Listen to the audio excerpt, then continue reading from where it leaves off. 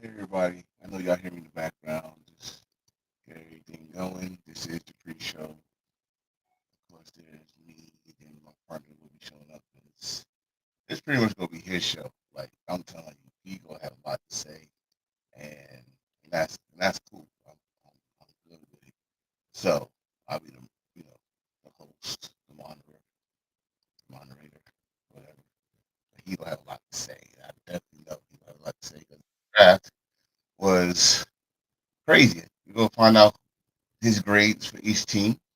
We're also going to talk about a little bit of NBA playoffs, of course, and the big talk about the NBA playoffs. But he's here. He's here. In fact, let him say hello to y'all. Oh, brother. What up, baby? So we're ready. You like you ready? You got the background. I see it. I see everything. So let's get this countdown going. And let's fucking go.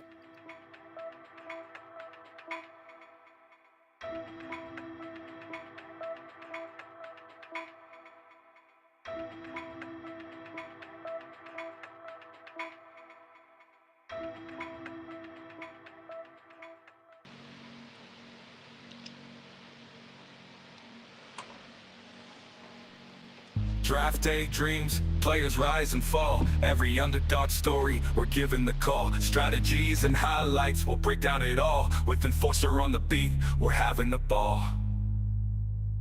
So grab your headphones, let's kick it right. Together we'll unravel the Friday night hype. With laughter and insights, we're taking flight. On the Self-Made Podcast, the future is bright. Talking football, all year that's our creed. With every episode, together we lead. Self-Made Podcast, planted like a seed. In the world of the game, we'll always succeed.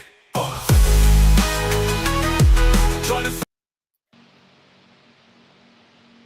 Yeah. What's going What's on, brother? Are you ready? how's, how's your week going? Oh, I'm good, bro. I'm good. I got my weekend going suck because I go back to work tomorrow night. But yes, this is a special episode. Gonna be kind of weird, but especially if I stay at this job. We're gonna go Thursday, Friday, whatever. But yes, yes, we gotta talk about this draft, of course. And like you said, this is your idea, but it's gonna take the whole episode to talk about that shit. We talk about all 32 teams, their draft picks.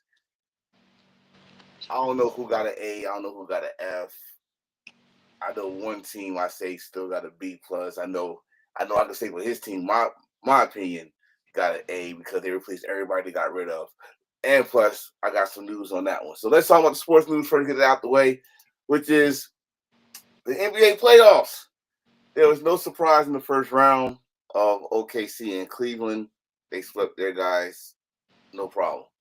Uh, Boston should have swept, but they didn't. It was a gentleman's sweep. A gentleman's sweep. It being nice, but the Timberwolves was not being nice. In fact, the Lakers was done by 5 games. If Shannon Sharp was here, he would probably do it way better. But he's kind of sad right now because the Lakers was done in 5. Golden State should have freaking closed that game yesterday or last night. They didn't. Kept Houston's hope alive.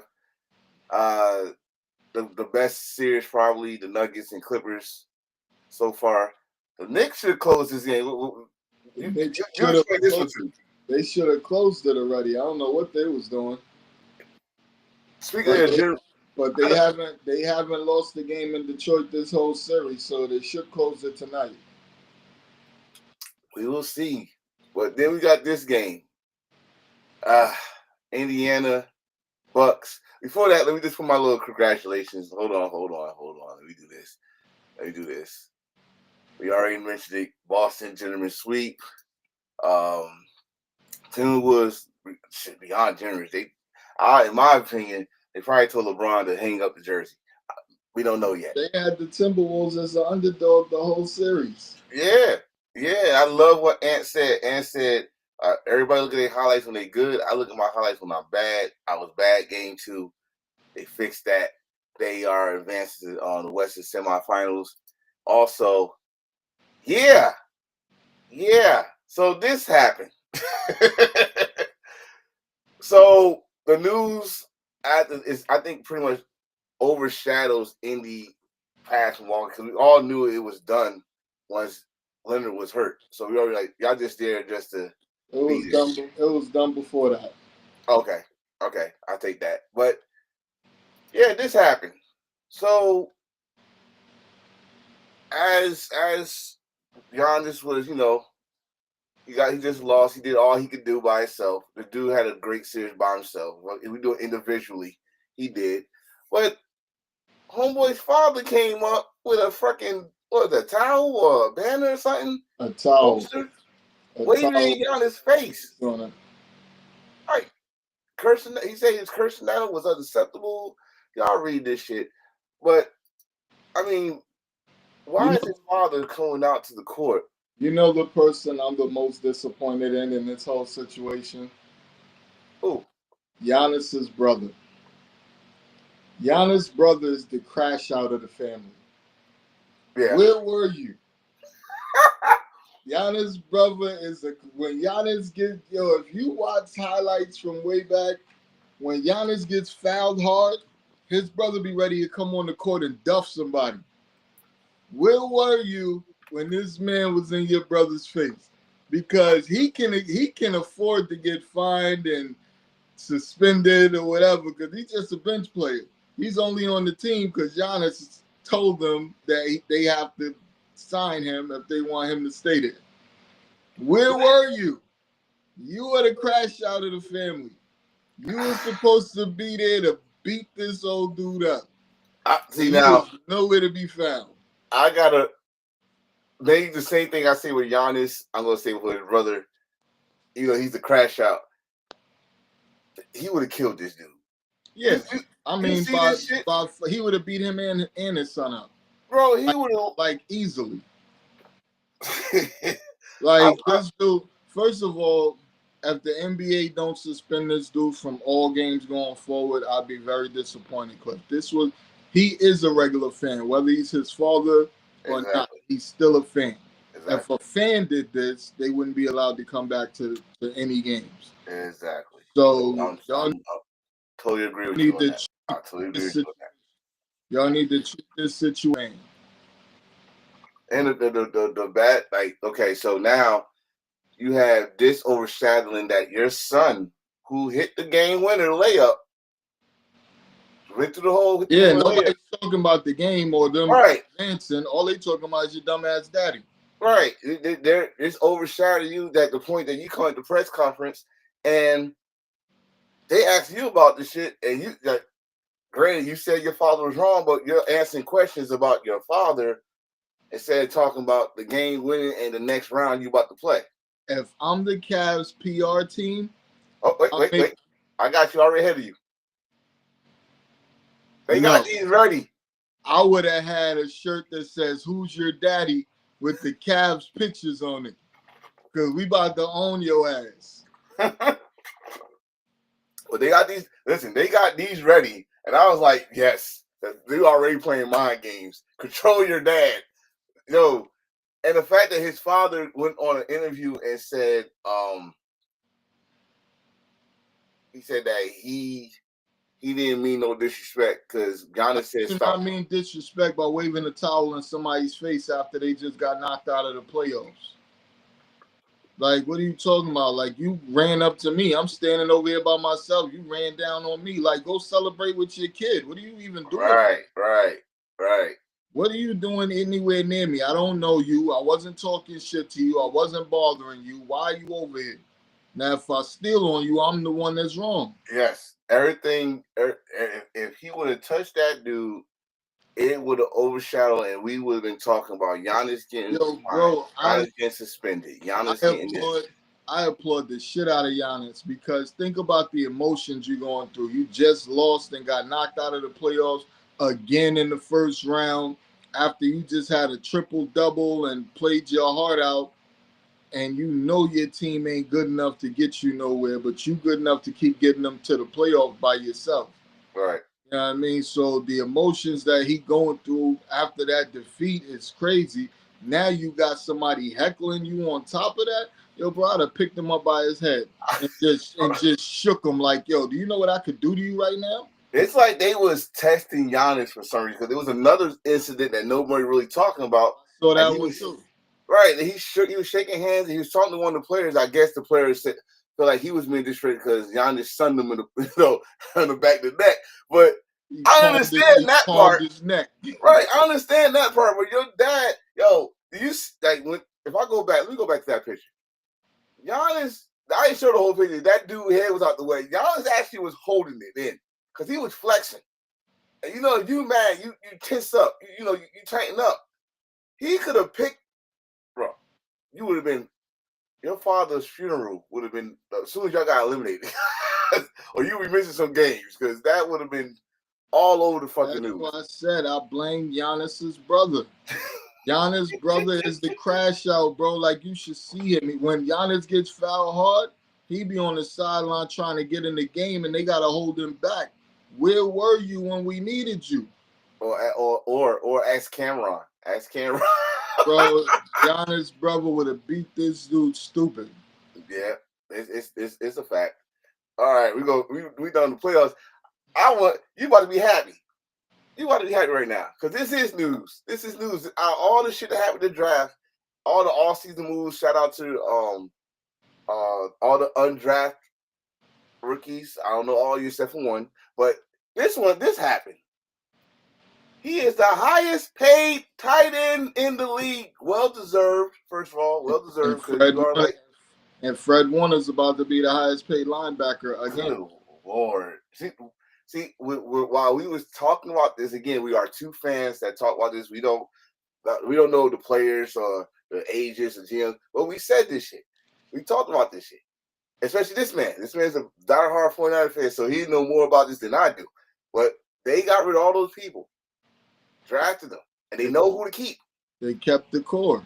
This dude getting a 4-year deal, over $75 million. I think it was 78. If I'm not mistaken. Everybody's so excited and so excited and in an uproar about the players that we lost in the off season. But if you think about it, like I keep telling everybody, we drafted most of those guys. So it's not hard to draft a replacement if you drafted them to begin with. Obviously, you have a great talent evaluator somewhere in that organization that's picking these dudes. But Kittle deserved that because, like, you see Kelsey's on a huge decline right now. He's not the same tight end. Kittle's actually playing better. Like, he had a healthy season last year. He balled out. He was the number one weapon in San Fran. And he deserved every bit of that contract. He represents what the Niners are. Like he's the hype machine on offense. He's all over the place. He do WrestleMania. He's everywhere. Like he's that dude. So I congratulate Kittle. It's well deserved. Yes, sir. I'm saying as a football fan, that dude is a valuable asset, especially for Brock Purdy. Valuable asset. And that one lady was tight last week because she put out this report that he missed voluntary OTAs the first day because he was mad about his contract.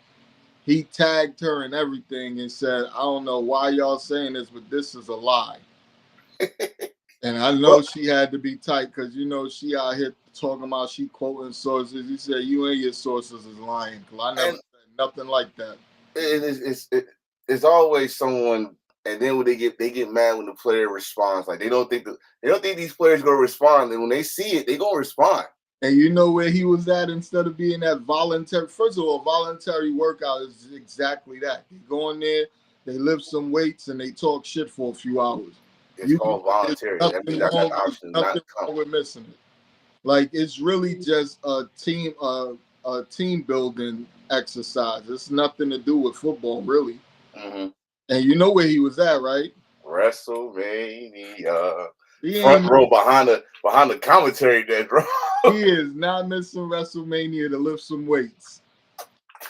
Hell, he probably was looking at damn wrestlers. Shit. Fuck. I was surprised he didn't jump in the stage. Yo, he was like, yo, when we was watching it, he was like I said, like probably 4 rows behind the commentary desk. Like you can't miss him. Especially he had a shirt that I wanted. He had a Stone Cold shirt I wanted. He is So, one of the biggest wrestling fans on the planet. There's no way he was gonna miss that for some workout. wrestling fan. His boy Penta was wrestling. He was there for Bailey, but she was not. She didn't wrestle. So And then he showed up to work out the next day. So she really felt like a dickhead, talking about he ain't show up because of his contract. He was unhappy with his contract. Stop it. Speaking of contracts, let's get to it because the whole show is about these draft results, and I'm gonna get my shit out the way now because we got more important things to do. We're talking about the NFC right now, NFC East. I'm still mad. I'm still mad at y'all. So what he's talking about? We're not even talking about my boy. We're talking about something else. Scannable? No, or Sanders? No, my boy Milton. Because remember, we kept talking about Milton a lot, and he ended up going for a 5th round pick in the division. So imagine if you would have got him for a 5th and used him as your starter. Man. Not even as your starter, as a player that you wanted to grow in your system. Right. He would have been an absolute animal in that system. I would have loved him. Like I said, that last. Well, first of all, we watched him in Tennessee. Yeah, his upside is way higher than Dart's because he's bigger than Dart. His arm, he can throw the length of the field without even twitching. He's already got a year of experience. He's got game time experience, even though it was against backups in the last week of the season. He went out there and performed very well. Yeah. I don't know. That's just me. I like him. I've always liked him. I liked him when he was at Michigan. I liked him in Tennessee. And I think if he was with Daboll, I think Daboll would turn this kid into a complete. I think he would be Josh Allen 2.0 if Daboll got his hands on him. Dude could throw 50 yards on his back foot.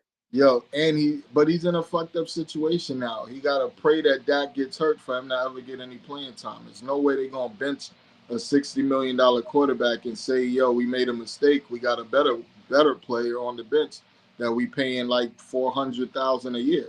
Well, wait. I don't know. Well, yeah, then again, at the same time, yeah, you said he got hurt. I'm about to say that's how Dak got in, but Dak got in because Tony got hurt in the preseason. There's only a handful of coaches or organizations that would actually admit that they made a mistake and play the better player.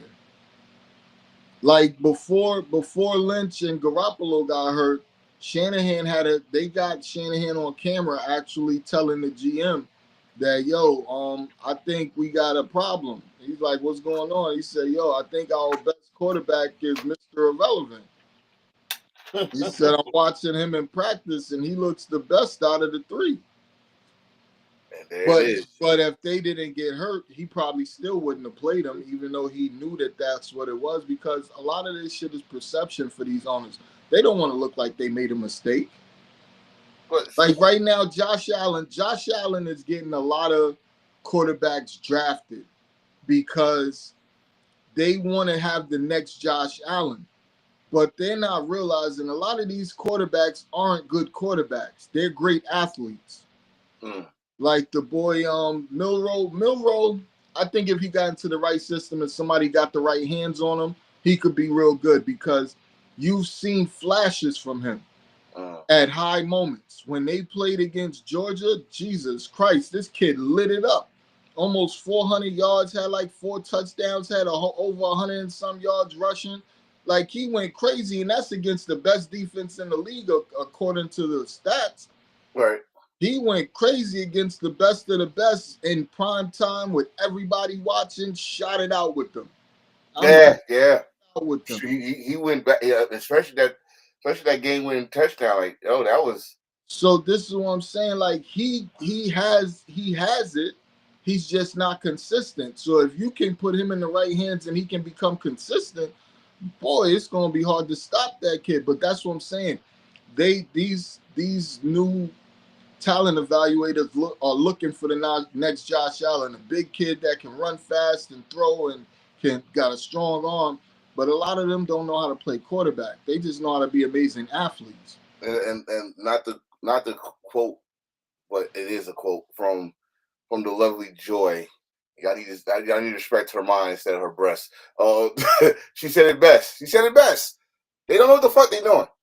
They First of don't. all, this quarterback, they don't know what the fuck they doing. They don't know what the fuck they looking at. They look at just the good highlights. They don't look at the mechanics. They don't look at the whole game.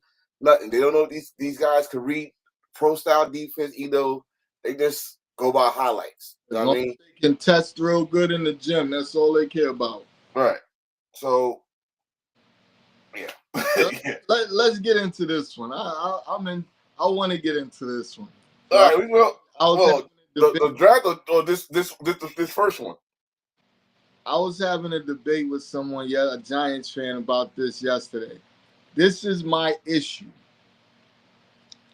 I think the Giants picked amazing players in this draft, and I would give the players an A or an A plus.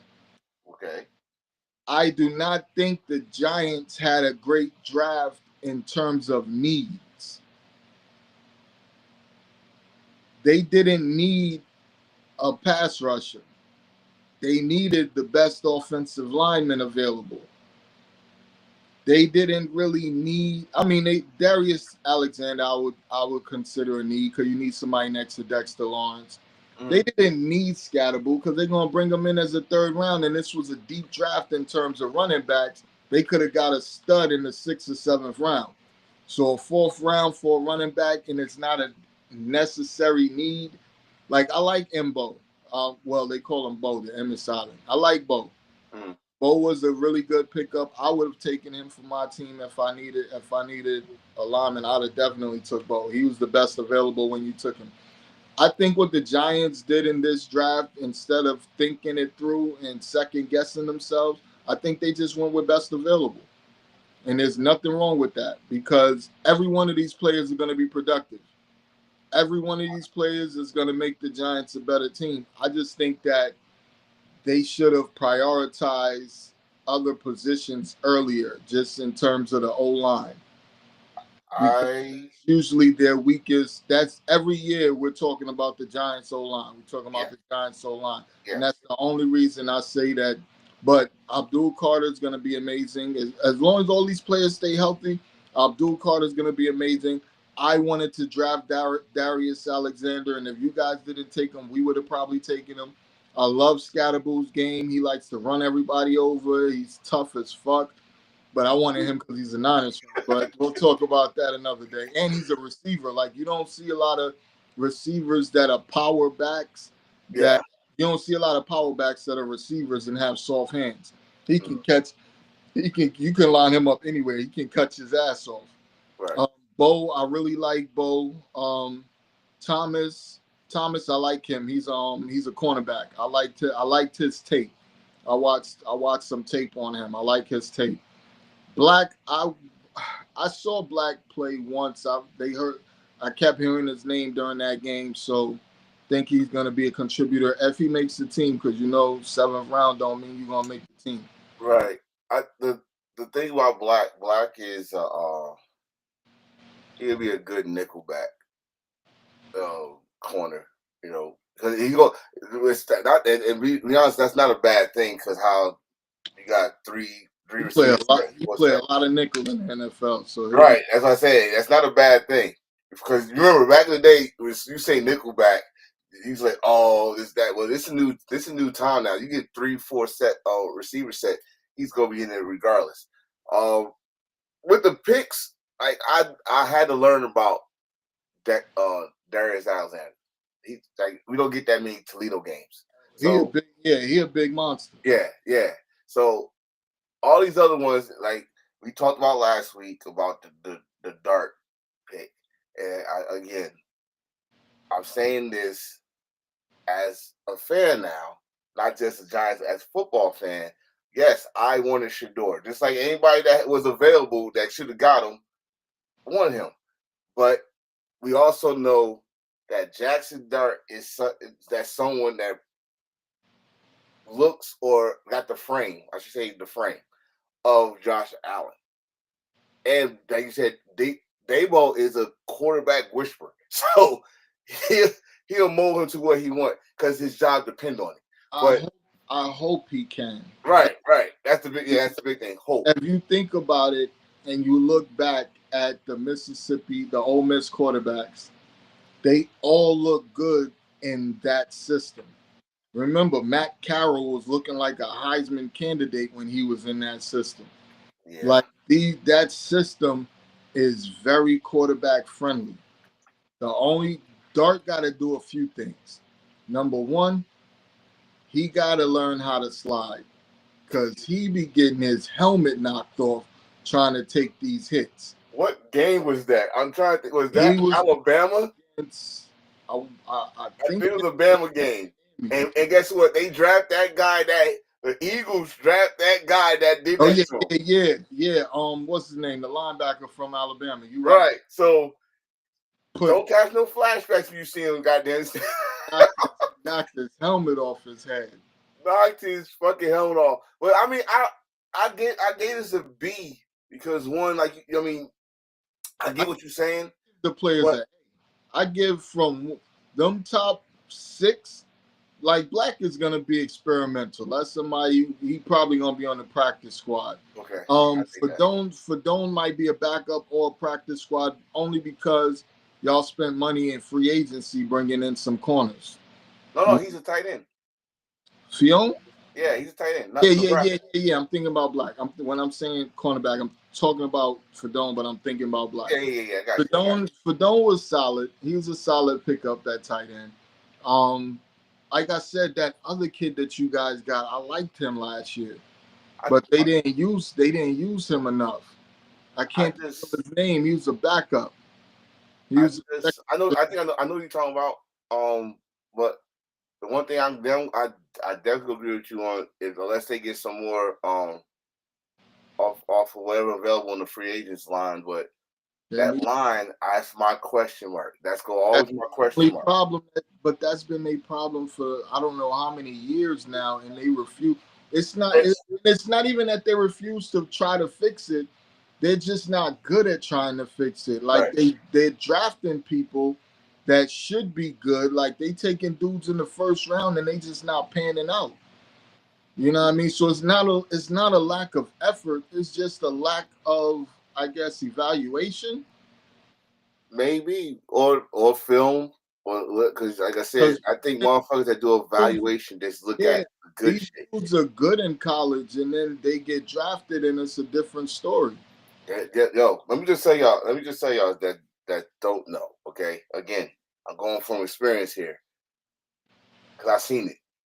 If y'all know my last name is Mickens. My cousin used to play for the New York Jets.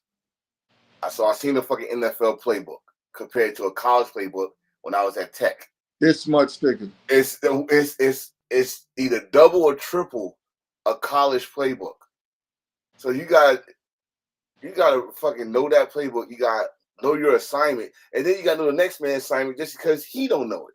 You know what I mean? So that's one of the most important things that no one will talk about when you get drafted, because this is a whole new world.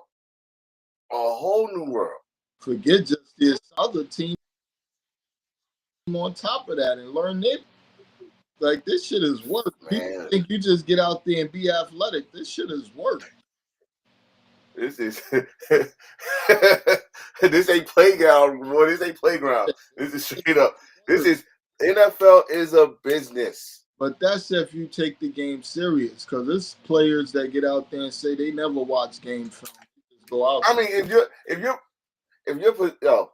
your position is fucking pass rusher, your assignment is to get the quarterback.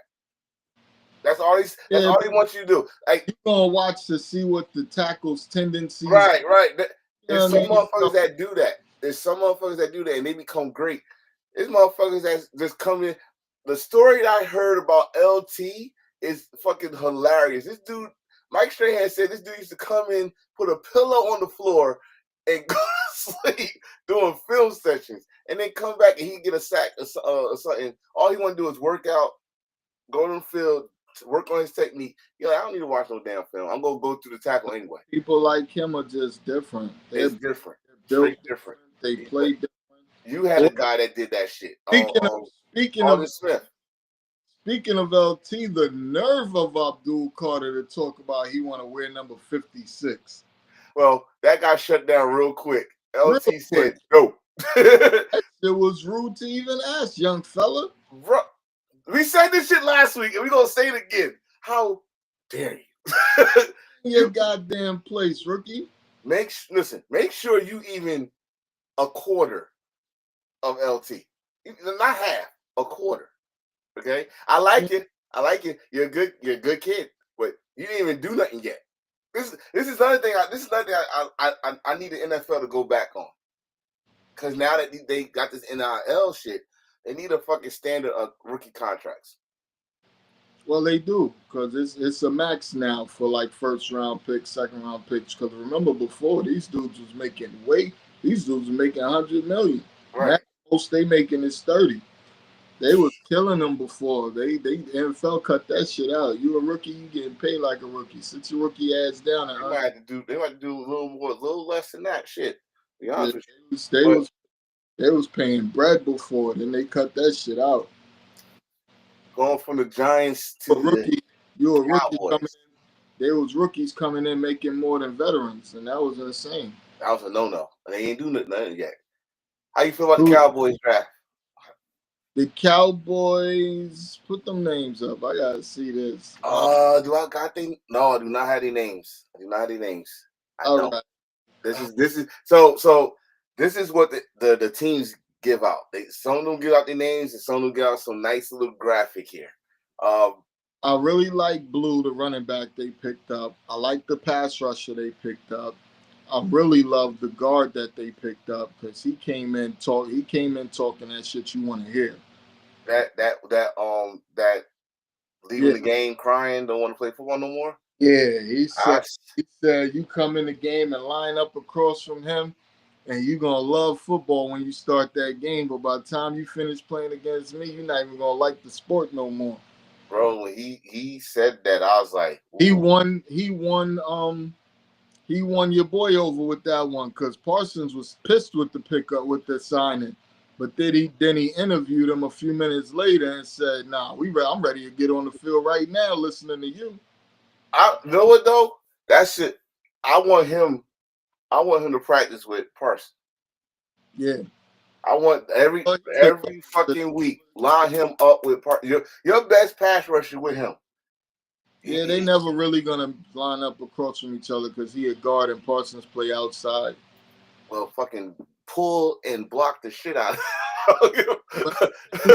The Cowboys last year they drafted a couple of linemen, so they got a year under their belt. Now they drafted this guy because I don't know why Cowboy fans are so upset with the pick because you just lost Zach Martin, a Hall of Fame guard. Tony. And you don't have nobody to replace him. Listen, Cowboys. I should not even be saying this shit, but it's the truth. Your success, historically speaking, I'm talking about from the 3 out of 4 Super Bowls y'all won, from I think it was 2008 or 9, 2011. Your success historically it starts with your line. Every time. Even the great Emmitt Smith said this. I don't know why you got Dak throwing so many passes. Should be running the ball. A run game is a quarterback's best friend. A run game, a tight end, and a good defense is a quarterback's best friend. You have those 3 things. It's hard for the quarterback to be bad. Go back to Dak's rookie season. That right there, his rookie season, he didn't have to do much because Zeke was running the ball. The line was protecting him. Now listen to this. When Dak, probably his second year or so, was really good, it was after they made that trade to pick up Amari Cooper. Mm-hmm. Now they're talking about trying to re-sign Amari Cooper as a free agent. Because remember, Dak's QBR had never been better when Amari Cooper was on the field. Dak, everything is better when Amari Cooper is out there. So if they get Amari Cooper and put him back with Lamb, you just got to hope Amari Cooper still got some left in the tank, which I think he does. Because if you follow his career, every other year he has a big year. Mm. Last year was his off year. The year before, he had a huge year. Because Was he hurt? Was he hurt last year? remember when Flacco came in and he had a 200-yard game and all that shit, like 4 touchdowns. Yeah, last year he was banged up. Yeah. And So he was in Buffalo, right? he ended up in Buffalo after the trade during the trade deadline, but he didn't do much there because he was still hurt. Right. But imagine you get him healthy. You got CeeDee Lamb. Now you might have a running game with my boy Blue if they let Blue start, because Blue is the best running back they got. But I think they got another running back. I don't think Blue is the only one. It's 2 of them they signed. And Blue is he played in Texas, right? Blue's from Texas. The only bad thing about Blue is Blue fumbles from time to time. But it might be this dude from from Clemson. Other than Blue, oh yeah, what's his name? Damn it, Cowboys! You could give us the names. Yeah, Cowboys went hard with this one. They definitely shored up that run game. They need some receivers, but they definitely shored up that run game. And I like both their picks. I like the pick on the O-line. I like that defensive pass rusher that they got. Ezra, whatever his name is. He's a baller, and you're probably gonna have him coming off the bench as a rookie because you got 2 starters on the D end. So I give them a B plus. I like their draft. I really like what they did for the most part. I think they should have went harder at pass rusher. I mean, not pass rusher at receiver, but I really like their draft in terms of the players they got and where they got them. All right, B. You said B or B plus? Give them a B plus. B plus. All right.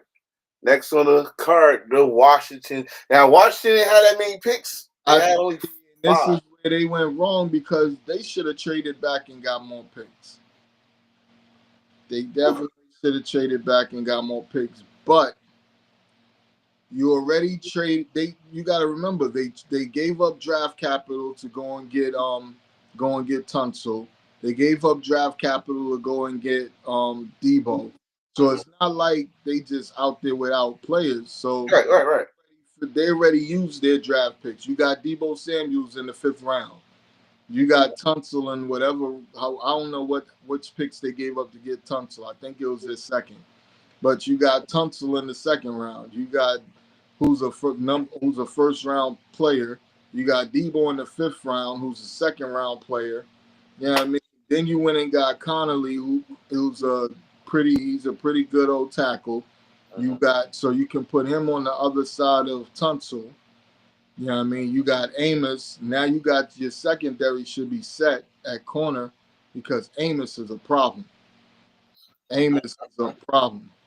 So you got Amos to go the opposite of Lattimore. You just got to hope Lattimore is the same Lattimore. But I don't think the Saints would have traded him if he was the same player that he's been. Because they've been talking about trading him for a couple years now. I didn't see the decline, but then again, he's been injured the last years too. You got Lane, who I really like at receiver. I think their biggest, they didn't go and get a pass rusher like a stud. Yeah, they got rid of what's name. Don't play for them, right? Sweat. They got rid of everybody. They don't have no pass rushers. They got rid of Sweat and dumbass that's on the Saints. They got rid of both of them, so they don't really have a stud pass rusher, and they need that on that defense. I think that would complete that defense, but I think they still trying to figure out a way to get Erickson from the Bengals. Oh, that'd be a game changer for them. Super. So what do they need right now? See, when you think about draft picks, you think about needs. What am I going to use this pick on? And you got the quarterback. You possibly could use a future tight end, even though they just re-signed the one dude that caught that fake punt in the playoffs. Like him, they brought him back and paid him for a year. I think they could have used more of a stud running back in the backfield over the 2 that they got.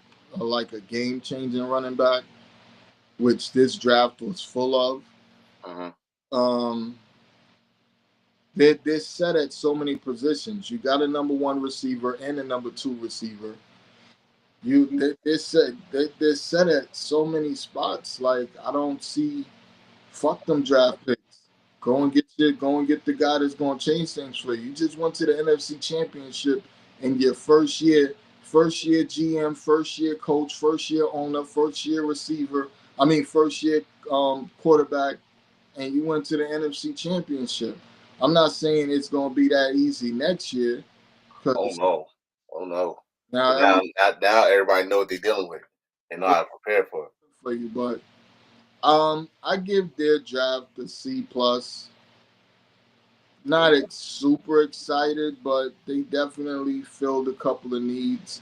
I just think that there was players that left out there that they could have got that they actually All right, C plus, and the Super Bowl champs, the Eagles. Man, God damn! see. Look at This these draft picks, bro. this is the thing with teams like the Eagles, the Ravens, normally the Niners, teams and those the Chiefs, teams in those situations when they draft a player. It's easy to say, oh look, he did it. The GM did it again. He got this player and that player. The thing is, they don't normally have a lot of holes that need to be filled. Mm-hmm. These teams keep restocking every year. So when they go and get a linebacker, a stud linebacker, in with the 31st pick, which I don't know why they moved up one pick to get him, but when you go get a stud linebacker with the 31st pick, it looks like, damn, look at what they did again. They added him to a defense that was already amazing. But when you got teams like that with competent front offices, you're not missing a lot each year. So it's easy to say you killed the draft because you could just take the best player available all day long at every round of the draft because you don't need a whole lot. Mm-hmm. They took a linebacker and they really only took him because the other guy, Dean, got hurt in the playoffs. So he probably gonna be out for a while. So their draft they drafted well because they don't have that many needs. It's easy for them to get an A. I do have a question though. Why they pick the quarterback from Syracuse?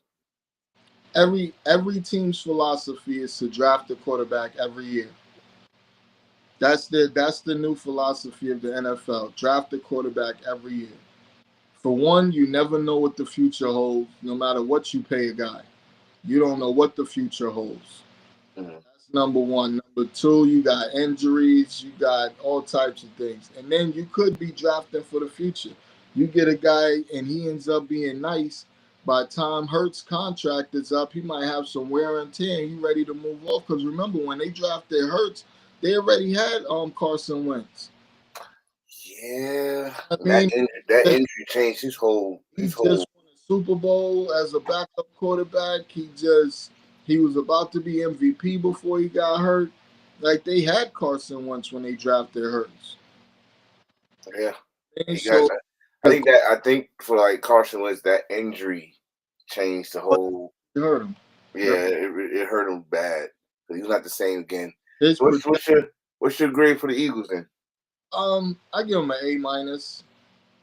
God damn, look, this is 10. Yeah, they drafted 10 motherfuckers instead of God damn.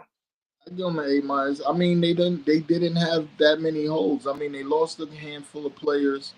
They lost a handful of players in free agency, but the majority of the core is still there. The majority of the team from last year is there. I like that safety that they got out of Texas, even though the guy Watts from Notre Dame was there at the same time, and he was rated much higher. So I probably would have taken him instead of the dude from Texas. But other than that, I mean, they didn't have that many needs. He gave y'all A. I'm giving y'all a freaking B- for going to the goddamn White House. That's what I'm getting. Yeah, you get a B+ for that bullshit. So we're done with the NFC East. We're going to the West. Welcome to the Bay. Baby. Welcome to the Bay. Who we starting with? Who them boys right there? Let me break this down for you. I heard someone said, now this is why I like that me and him I'm a Giant fan here, 49er fan. So they said we drafted some psychos. Let me break. Thank you. Let me break this one down for you. All right. This is my baby right here. It's my favorite draft of the evening. Oh. All right. Please. So the 49ers lost out whatever players they lost in the draft. Before in the offseason. The 49ers were prepared for this. Most teams aren't prepared for this. The 49ers were prepared for this. And it started last year. So most people think the Niners was bugging. They did this and did that in the offseason. They traded Devo, they let Banks walk, they let this person walk, that person walk. First of all, when you let players like that walk, you get draft compensation for the next year. So right now, the Giants, right now, the 49ers have 10 draft picks next year. God damn. Already. God damn. You got an extra third, an extra fourth, an extra fifth. Like, they got 10 draft picks already next year just for letting players walk instead of re-signing them. Then they turn around and use their thinking cap. So you knew you wasn't bringing Hufanga back. You knew that last year. You drafted Mustafa, who's hurt, but he'll be fine. You drafted Mustafa, played like an animal last year, made all-rookie defensive team, balled out. You knew you wasn't bringing. I think they wanted to bring Greenlaw back, but they knew that he would get priced out of our price range. So they bought in D Winters, and even though. So let's get into this draft. Forget what we did before. Let's talk about what we did now. Okay. All right. I got Upton. So hold on. You lost Leonard Floyd. Okay. Who was the defensive end opposite of Nick Bosa last year. Right. Like 6 or 7 sacks during the season. You bring in a younger, stronger, bigger defensive end in Mikael Williams. Mikael Williams is 6'5", 267 pounds. You can't run on his side of the field. His arms are long. They're freakishly long. He will toss a offensive tackle out of the way. So now they just got to teach him different techniques to get to the quarterback. So you upgraded at defensive end on the right side. You go and get Alfred Collins in the second round. Alfred Collins is a fucking animal. This dude is humongous. He gets triple teamed and still makes the play. And how do we know that? Oh yeah. Yeah. This dude is retarded. There's something wrong with him in real life. It hurts us to say that, but yeah, he did us dirty in the big house. He did it to Michigan bad. So you got Alfred Collins, who comes in and replaces Hargrave, who hurt and didn't really live up to his contract since he came over from the Eagles. Okay. So you got a younger, bigger, faster, and he wants to model his game after Chris Jones. And he wears Chris Jones' number, 95. Okay. So you got this monster of a person playing on the right side. Then you go and get Upton, who can play the slot, who can play the nickel corner. Upton wouldn't have been my choice. Mm-hmm. And I'm only saying that because you had 2 other corners that came in for interviews and came in for visits, free rookie visits, that ended up going after him, and they were both complete beasts on the field. So I was kind of surprised with the Upton pick, with the Stout pick. But I like Stout. He's a ball hog. His size doesn't matter on the field. He's trying to hit anything in front of him. He's like a little missile when you in front of him and he's trying to tackle you. His ball skills is crazy. He had a bunch of interceptions and a bunch of pass breakups. So I like him in terms of since we lost Ward. So you lost Ward. You moved Green, who we drafted last year, because we knew we was going to lose Ward this year. You moved Green to the outside. Now you got Green on one side, Lenore on one side, and you got Stout in the middle. All right, off of him. Fourth round, you go get C.J. West. C.J. West shouldn't have even been there in the fourth round. C.J. West is another stocky, just animal in the paint. You cannot move him. Like old tackles, old guards, they can't move him. He's a run stopping monster. You are not going to run the ball on the 49ers this year. Then you go and get a linebacker. He's not the choice I would have made at that point, but they made it because he has a lot of Greenlaw characteristics. Nick Martin. Nick Martin is fast as shit. So he can cover, he flies to the ball, everything. And then you're going to have him training next to Fred Warner. So he's going to get a lot of ball experience from Fred Warner. So I like him. The only thing with him, he's only 222. I like my linebackers to be at least 250. And like I said, there was a couple of linebackers that I liked that went after him. But the Niners are really good talent evaluators, so I'll never question their pick when it comes to a lot of shit. I'll let it rock. So you got him. You went and got a stud running back, my boy James out of Jordan James out of Oregon. He's a beast. 8.7 yards a carry. So wait. Hold on. All right, we go 49ers. We're gonna do this again. Because y'all drafted his brother a long time ago. It didn't work out. But for many reasons. I think he was injured most of the time. He was hurt. Right. Treat this James well. I like his game. I like his game. Treat him well. He's never lost a fumble. I like this kid a lot. So imagine you got him, you got Garendo, and you got McCaffrey. Now you got a problem. Like, also could catch out the backfield. It's gonna be a problem. It's gonna be special. I don't like the fact that they didn't really go heavy on the O-line. I think they should have drafted at least 2 or 3 linemen. But they did get a guard, and they got an undrafted center who was a beast, who probably should have never went undrafted. Mm-hmm. And then they went and signed DJ Humphries. He was with the Chiefs last year, but he was coming off of an ACL, so he wasn't really fully healthy. Now he's fully healthy. Mm-hmm. So now you got a tackle that you can put in the mix. You drafted a guard that can take Aaron Banks' spot. So they pretty much replaced everything that they lost. And they replaced it with younger and cheaper and more talented than the players that we lost. The kid Wilkins, or is it Wilkins, that we got out of Ole Miss? Yeah. He was tied for the lead in the SEC for touchdowns on the year. He had 9 touchdowns. So you get a kid like that can give you touchdown production.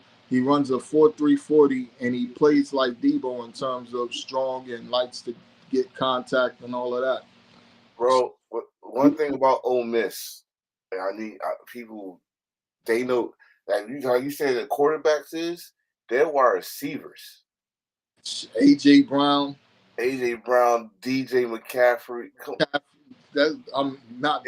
They are monsters with their receivers. Like, get in the weight room and speed and make sure they are tough as hell. So I don't know your receiving room, but I won't be surprised if he make maybe the number 3 to work his way to the number 2 spot. Maybe. He gonna do his thing. He'll do his thing. So what's the grade? I'm gonna give them a B+. B+. I see. Again, we drafted psychos. We get a B+, but that, oh my God, that's scary. That's scary. And the old guy in your defense is now Nick Bosa. And most of them are gonna be starters. They had no choice. They not coming off the bench. C.J. West and Alfred Collins and Mikael Williams, they starting day one. Yeah, they had no choice. They not. You just said, dude, C.J. West, they can't move him. They need that. Him or Collins. You're not running the ball on the Niners. Collins is not just a run stopper though. No, he gets to the quarterback too. He penetrates. Yo, C.J. West IG profile says, "I hate quarterbacks." Like, these dudes love football. That's what you want when you're building a team. You want to get guys that love football. Like, Mikael Williams was in a rotation when he was at Georgia. Now he's going to be the man on that side. But that's the only reason I give them a B plus, because you didn't really draft. You don't really have a lot of depth at pass rusher.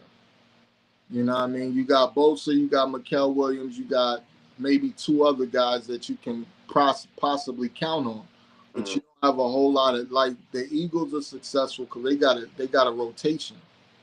You know what I mean? We have backups, but I wouldn't say it was a deep rotation. We got to build that rotation. All right, let's go to our division rivals. Bums.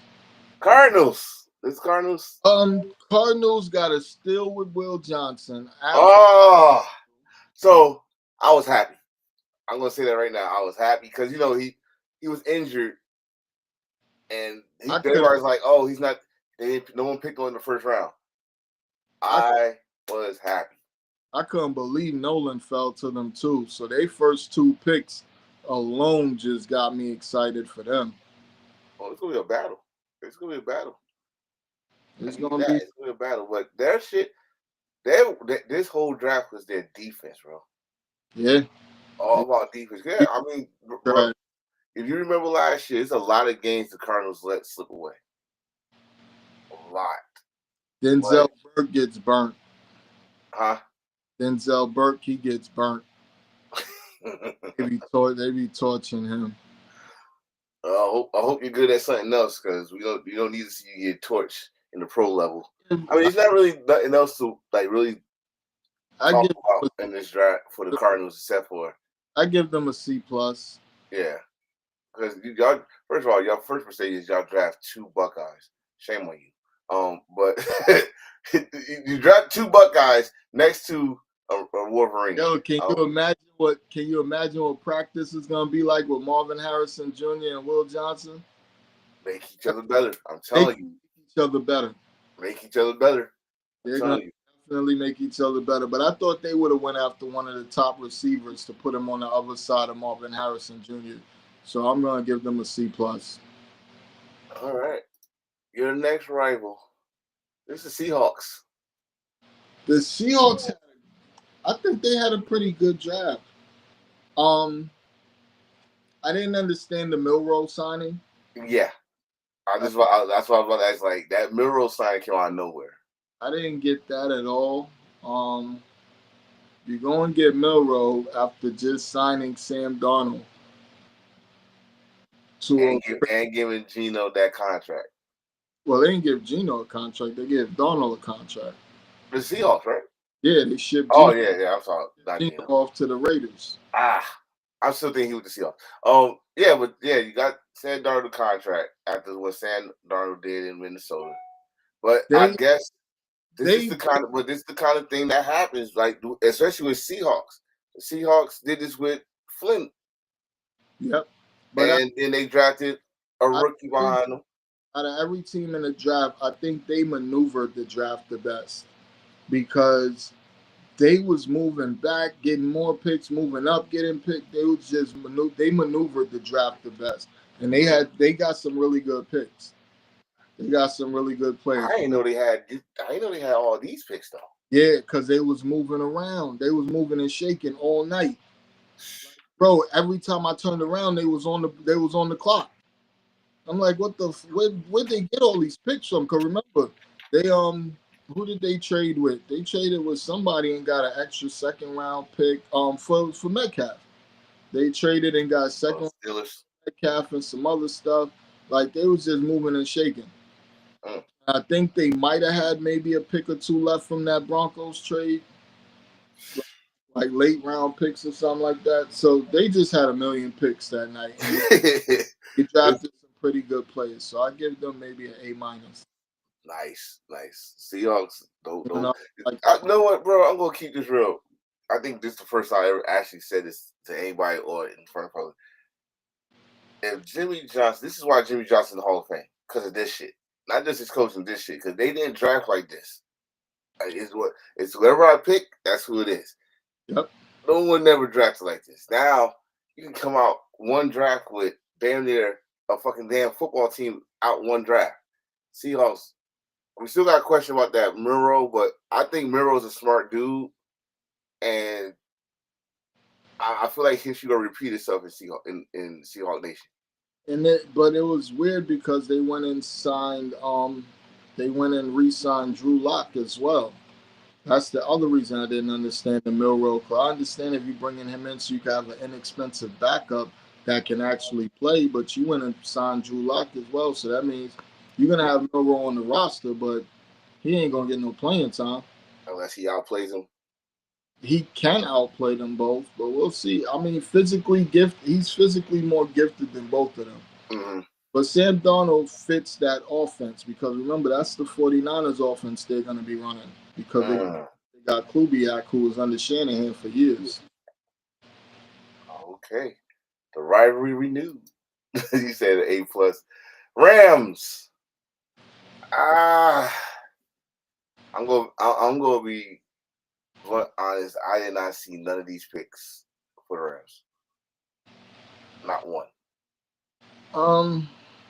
The tight end from Oregon.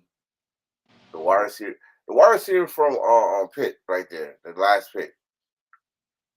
I pray for you. I pray for you if you make it to the team. 242.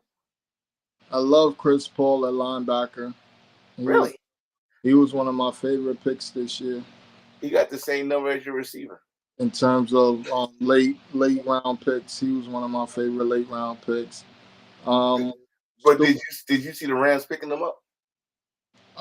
They need run stopping help because you could run all over them last year. Ask Saquon. He did it twice.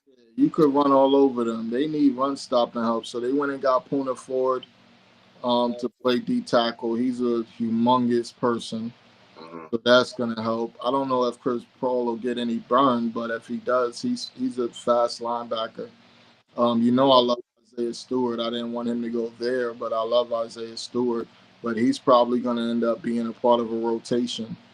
Yeah. He's not going to be the starter because the guys that they drafted last year was that rookie of the year.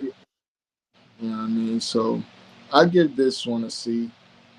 It's cool. It's not flashy. It's not exciting. They picked up a few players here and there. I think I don't think tight end was their top need. I think cornerback was their top need. So I could see them still making a play to get Ramsey because whatever team picks Ramsey up is only going to have to pay $5 million of that contract because the team is going to have to pay the rest, Miami. So he go back to the Rams? Yeah, I could see them making a play for Ramsey because he didn't leave there on bad terms. He just left there because of money. Mm-hmm. So I could see that happening. Possibly. Or they might go get Asante Samuel Jr. He's still out there. Oh, damn. Remember, a lot of players get cut after, once you trim down your 50 to your 53-man roster. There's going to be a lot of quality players getting cut and picked up as well. Because now these rookies outplayed them in camp. Okay. I think we're done with the West. Yeah, I give it next. We talking about the South. The Buccaneers. Tez Johnson is a Buccaneer. Yeah. See, you need to gain weight though. You need to gain weight. I give the Buccaneers like a C-. And the reason I say that is because why under God's green earth would you use a first-round pick on a wide receiver? You have Hall of Famer Mike Evans. You got Chris Godwin, who gave you a super discount to come back. Right. And you just drafted McMillan last year, who had a great rookie season for you. So they trying to have a 4-receiver set. You got a tight end, Otten, who came on last year and balled out once Galladay got hurt. You got 2 good running backs that complement each other well. One is a receiver and one is a thumper with speed. Why did you spend a first-round pick on a wide receiver? The Tez Johnson one, I understand. It's a late-round pick. He's probably the best on your board. He's a super small guy. And you could probably use him for kick returns or something, but I can understand that. Oh, yeah, that was the other thing I wanted to tell you. The 49ers went hard in the offseason this year on special teams. The kid we drafted in the seventh round, he set all the records in college last year for kick returns and punt returns. So they drafted him so he can just do that, just return kicks for us. And again, and there's nothing wrong with that. So Oh yeah, absolutely. I That's the only thing I don't get with Tampa Bay's picks. So like I said, I give them a C minus, just because it didn't make sense. It was too redundant, and you had other needs. Like cornerback was a big need, safety was a need. Like that's where you should have been using your top picks, because where you picked that, you could have got Malachi Starks instead of letting him go to the Ravens. It was like really good. The safety the safety that the Seattle picked up, you could have got him. Like it was a lot of dudes that could have filled some real needs for you, and you took a luxury pick in the first round. You don't do luxury in the first round, and he definitely wasn't the best on the board, the oh best no. available on the board at the time that you picked him. Even though I love him as a receiver, and I think he's going to be great. You just didn't make sense. Yeah, it don't. But I think I'm thinking like, all right, you got your four. You possibly got your four set receivers. Maybe Your running back class, your running back field look all right. maybe Mike Evans is leaving in a year or two, and you planning for the future. But if that's the case, isn't that why you drafted McMillan last year? Mm-hmm. And McMillan is good, so we'll see. I'm a big Baker Mayfield fan, so Definitely. I look forward to seeing what he does with this offense. They're definitely going to win the South. Oh yeah, it's dope. You say this is a C game with C, right? Yeah, I give them a C minus. All right. Let's get the Falcons. So wait. So okay, I'm gonna say my piece on this one. Go ahead. You got one out of all these draft picks that I like, but still don't think it's enough, which is my man from Georgia. He's on that rotation you were talking about earlier, right? Uh huh. That was their first round. That was their first round draft pick, by the way, too. No, they had 2 first-round picks. What was the other one? I don't remember. James Pierce out of Tennessee. Okay, They so moved back into the first round to get James Pierce. I don't see an improvement. You know what I see? I think Arthur Blank, the head coach, and the GM. I think the night before the draft, they went and got some loud. They went to the strip club. They was in the strip club throwing some dollars. They were smoking a blunt, and they got high. They got high as fuck before this draft. Oh, they in Atlanta. I'm sorry. They ain't go to Green Bay personally. Nah, they in Atlanta. Was in the A getting high, and then they just went to the draft and they never recovered from the night before. I mean, the potential for Walker, the potential for Jalen Walker is high. The problem with Jalen Walker is he's only been he's a linebacker / pass rusher. He's been pass rushing for 1 year. He's a little smaller. He's like 240. He's at like 240. So he's a smaller pass rusher. He uses more speed than anything. So he doesn't have a lot of pass rush moves. So when you use just speed, the defensive tackle knows how to just catch you when you rush in the passer. He doesn't have to do a whole lot. He knows how to just absorb your speed, let you use it against yourself, or he'll just push you past the quarterback. He has a very good motor. He has speed. He can play. I don't, like I said, the only thing with him, I don't like his size, and it depends on are they using him at linebacker or are they using him as a pass rusher or both. There's no way on the planet I would have used 2 first-round picks on James Pierce. James Pierce, I like his size and all of that. But you gave up a first. You used the first this year and gave up a first round next year just to move up. They really got fleeced because he was a second round pick. He had a second round grade, and you would have gotten him in the second round. You didn't have to move back into the first round to get him. No one in the first round was taking him. You could have just waited and either let him fall or you could have moved up in the second round to get him rather than giving up the amount of draft capital you gave up because you're not one piece away. Your defense ain't one piece away from being good. Like, if I was going to move up, I would have been taking the best defensive tackle available rather than another defensive end because am I bugging or did you not just lose Grady Jarrett? You just released Grady Jarrett this offseason. You just lost your center to the Bears. You lost Grady Jarrett to the Bears. Like, these are the things you should have been going crazy on early in the draft, but you wasting draft picks on James Pierce. Like, I like the guy, but he's not that good. He's not first round pick good. I don't. That's why I don't. This is probably gonna be the first D we say. Okay. Paul. Yeah. It was mind-boggling.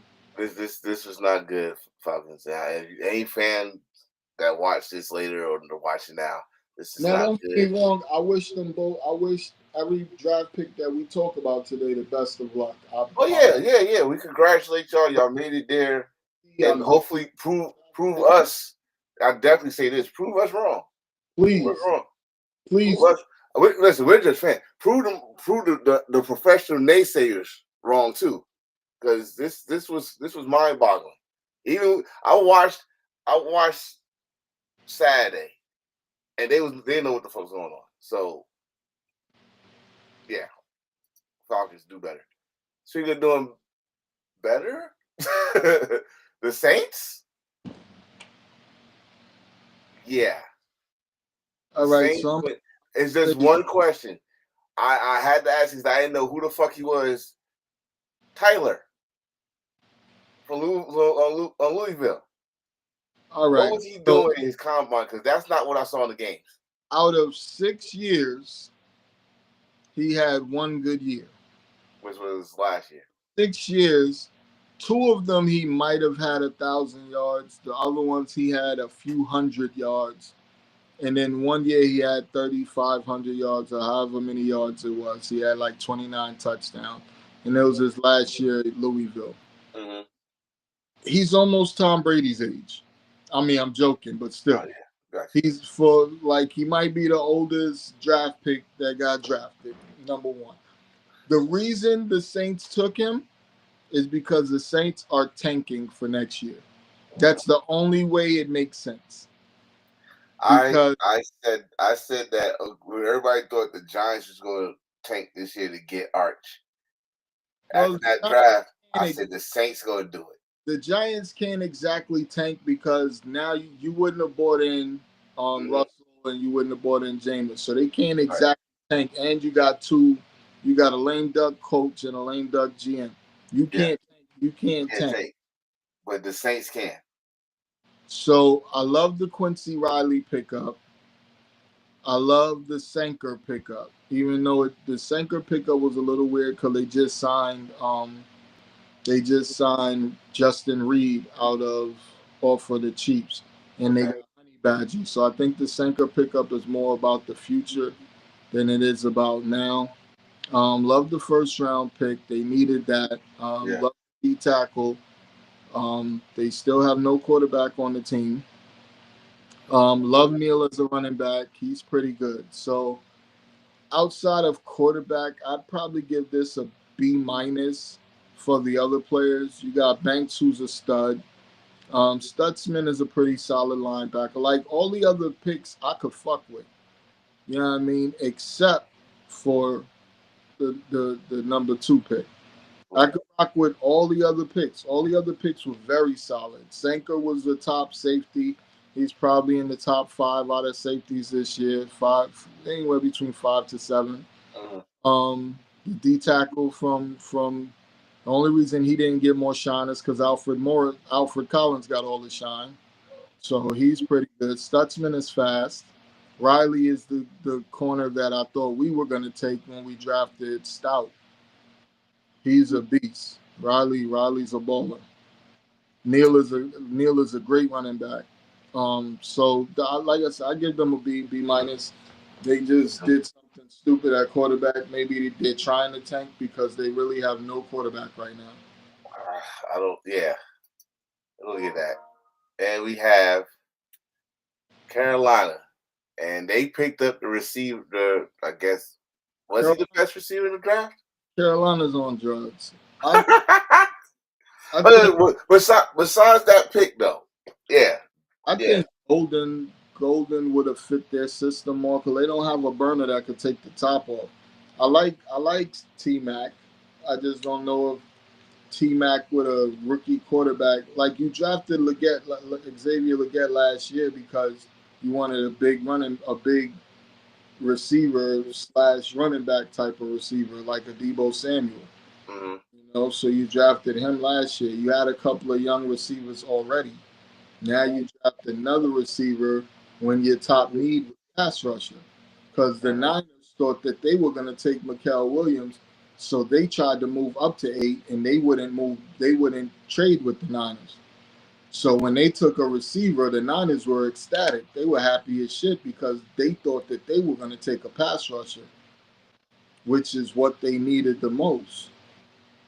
So, I mean, how you feel about Trevor Etienne? I hope I said that last name right.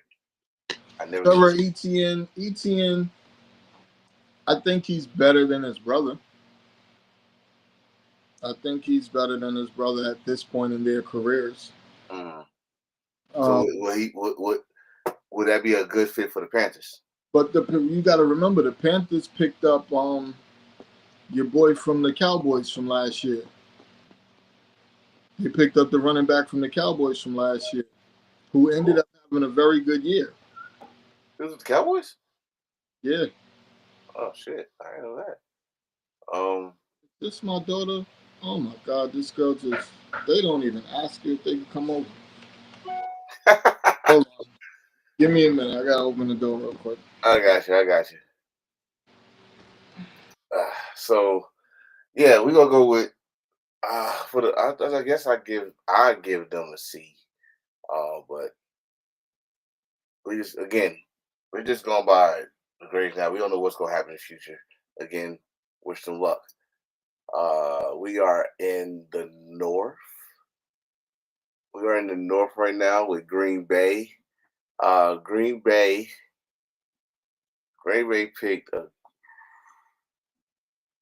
picked a solid to me. This is a solid. Like you got your receivers, but you went and got your O-line. He's back, so they get him back in here. We're in the North now. Green Bay. It was solid. It was solid. Yeah. I think Golden was too redundant. Golden. I think Golden was too redundant because that's all they have is speed receivers. Like they don't have anybody. They don't have that number one big body receiver that's just going to take the game over. I think Golden is fast, but I don't think Golden is a number one receiver. This the problem with the Packers. Every time they do this, they always hit the fast receiver that had no hands.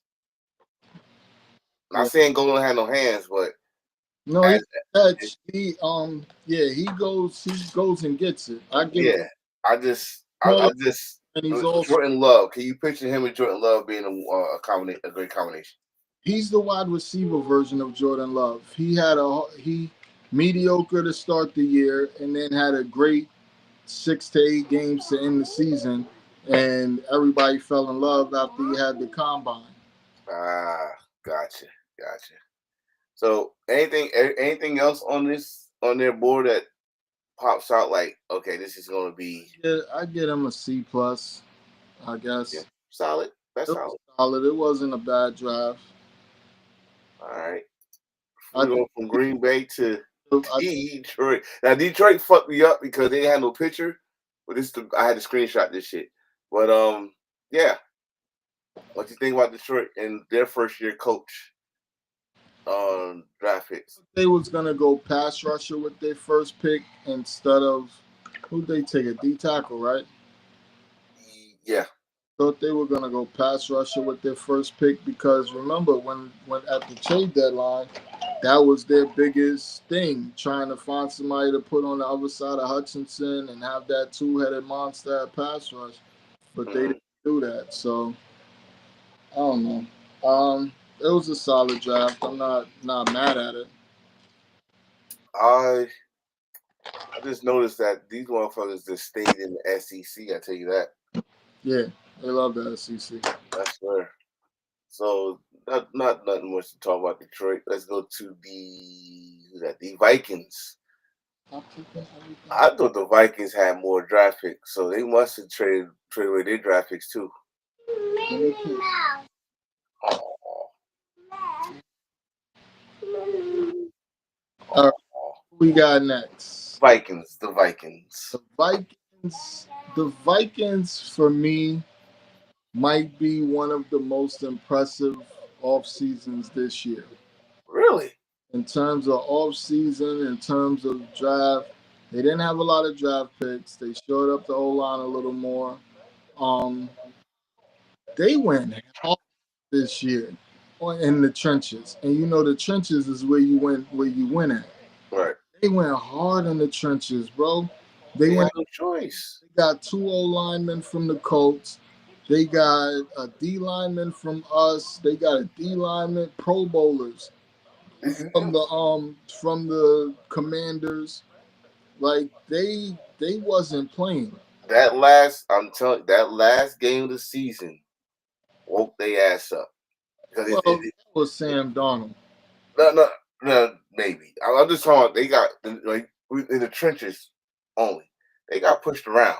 That's what I'm saying. They went so crazy in the trenches this offseason. Like once they got to the draft, everything was a luxury pick for them. You know what I mean? Because they went so hard, they even bought in another receiver. Like they didn't even need another receiver. They bought in another receiver. You got two receivers with over 1,000 yards and bought in another one to help out. Just They offense was already lit. You got two number one receivers. You got a great tight end in Hawkinson. You got a running back in Jones. um, what do you give Minnesota as a grade? I'll give them a B. All right. I mean, goddamn. But and last but not least, these Bears. The Bears. First of all, they took our boy. They took. Yeah, you got my boy Loveland, which I didn't really understand because you just signed Komet, but now you got a two tight end monster. Mm-hmm. Which again, Can do it all. they even got. I mean, Loveland can do it all. So but besides him, I don't. I give him a C. I give him a C. yeah, I'm not impressed after Loveland, but Yeah, it's because of Loveland. I give him a C because that was a great move. But they're another team that went hard in the offseason, so they didn't really need to go crazy in the draft. The draft was luxuries again. Because they went and got all they should have a really good offensive line this year. They should. They went and got some defensive line. I thought they would have went pass rusher much earlier. And got us one of the top pass rushers because of that's pretty much what they need on the defense. Man, Chicago between Chicago and Minnesota, we're gonna see. Detroit is Detroit for right now. Like Detroit, to me, they really didn't do a like change, Yeah. and they're not gonna change their philosophy. If it's not broke, why not? They Well, we're don't gonna see because remember once the Eagles went to the Super Bowl, then they lost both their offense and defensive coordinator, and they didn't look the same the next year. So we're gonna see what the Lions look like. We're gonna see what the Lions look like. Yeah, because Aaron Glenn is in. We're going to the AFC right now, and he's with Jets. Jets. Look at this draft. Ah, Yeah. not bad.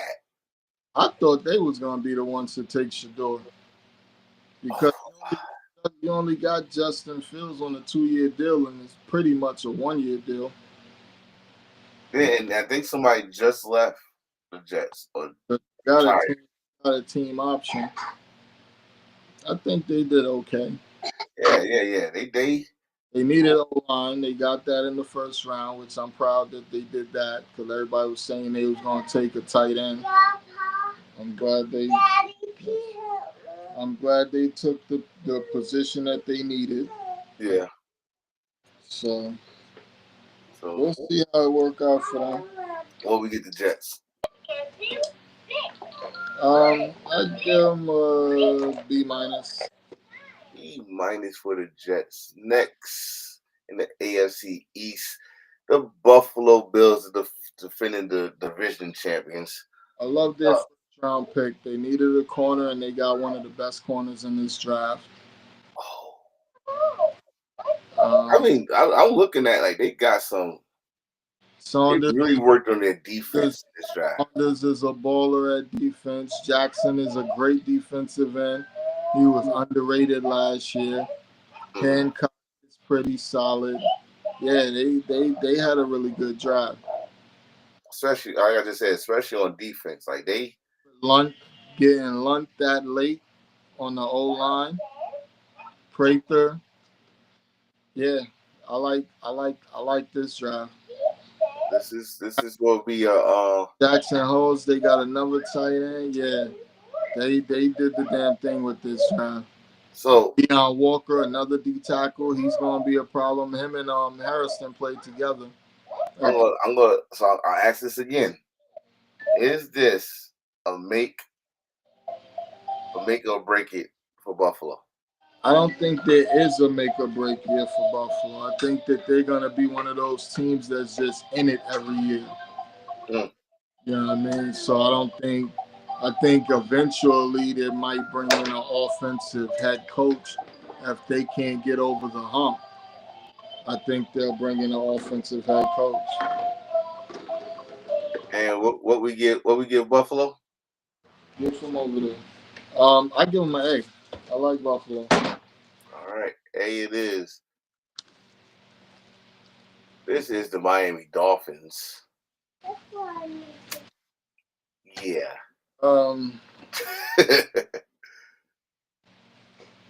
Yeah.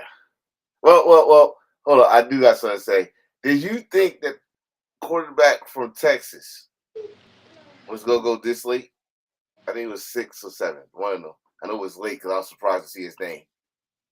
Who did they take? Who did they take? They took our guy first, right? Yeah. But who was the second round pick?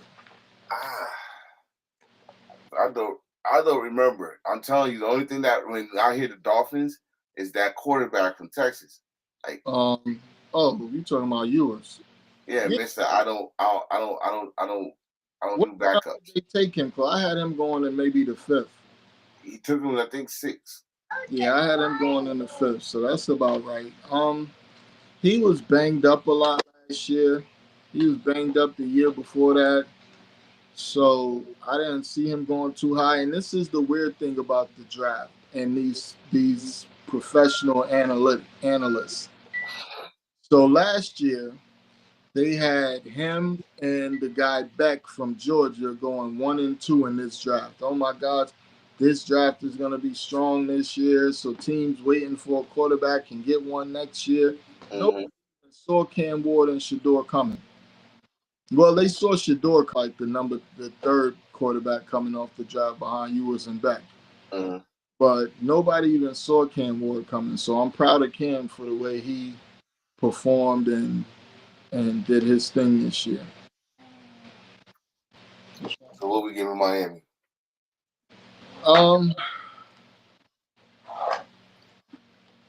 I give him a B. Yeah, I mean, with this draft pick, I just got to see with Miami. So we're done with the AFC East. I know that was fast, but shit was not popping. AFC West, the AFC champions, Kansas City. They did okay. Not really super excited, but it was cool. I'm surprised. I don't think they had opportunity to get him though. They didn't go after that speed receiver from receiver corner from Texas. I thought they was going after him too. Yeah. But they needed Simmons was the best offensive lineman coming out of his draft, but he's coming off an injury. So he might not even be ready to start the season. You know, and then you got to see what you get out of him. I love that D tackle they got in the second round. He was somebody I was looking at to come over to us before we drafted the two that we got. Okay. They had a solid draft. You okay? Are we giving them B, C? Did you poop? I want to go my little toilet. Come say hi to everybody. Say hi. How you doing? All right, Daddy has to work, okay? Are we giving them a B or a C? I get him a B minus. B minus for Kansas City. And we're going with who's this? This is Broncos.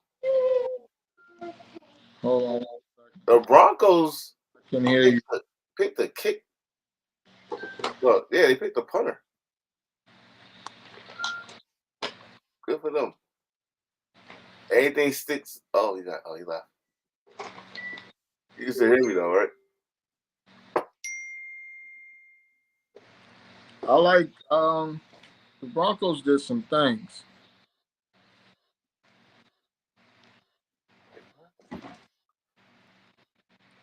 The Broncos did some things. That Barron pickup was crazy because imagine you putting him across from Pat Surtain, who won Defensive Player of the Year last year.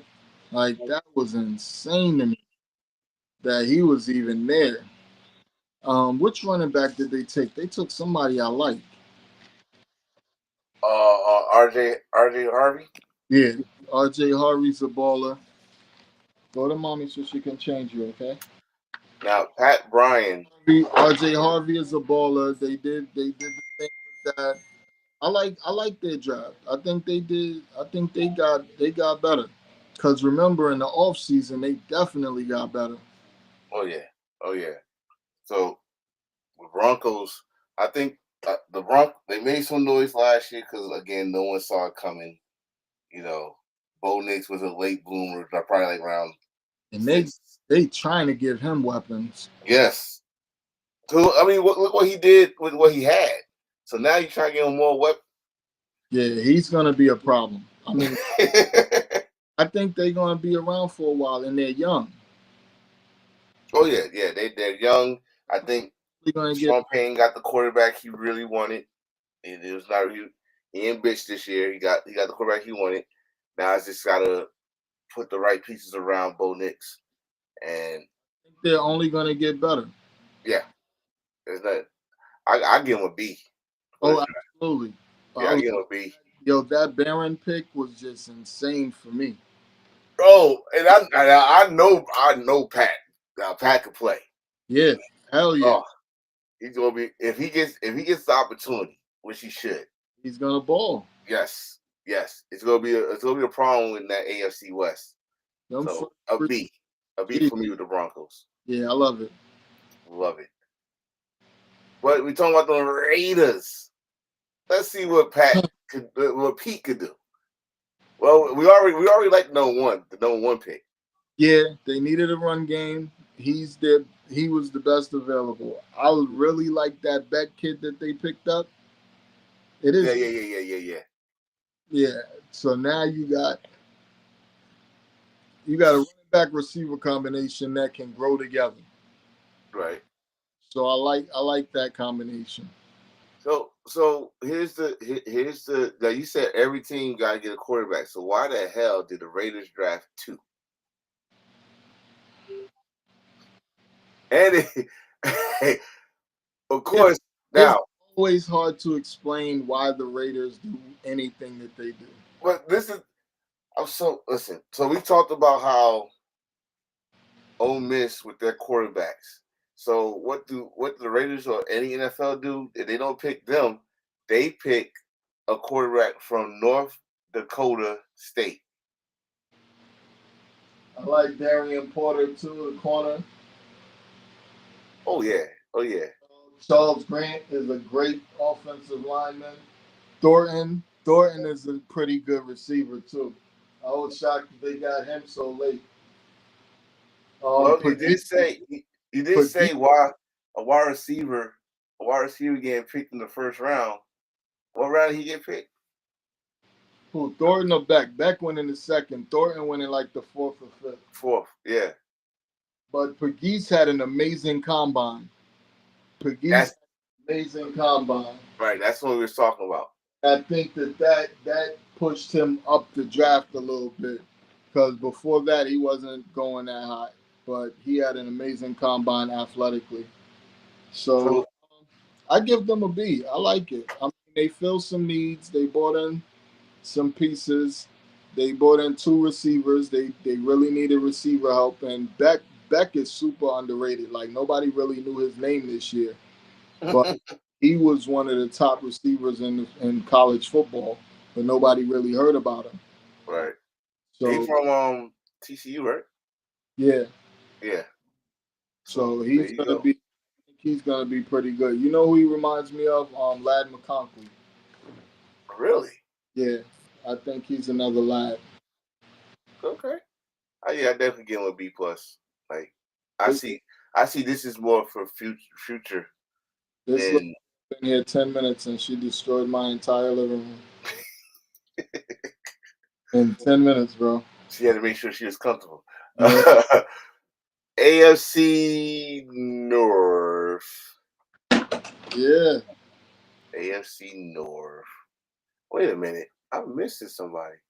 How the hell am I missing? Oh, yeah. You didn't do the Chargers, I don't think.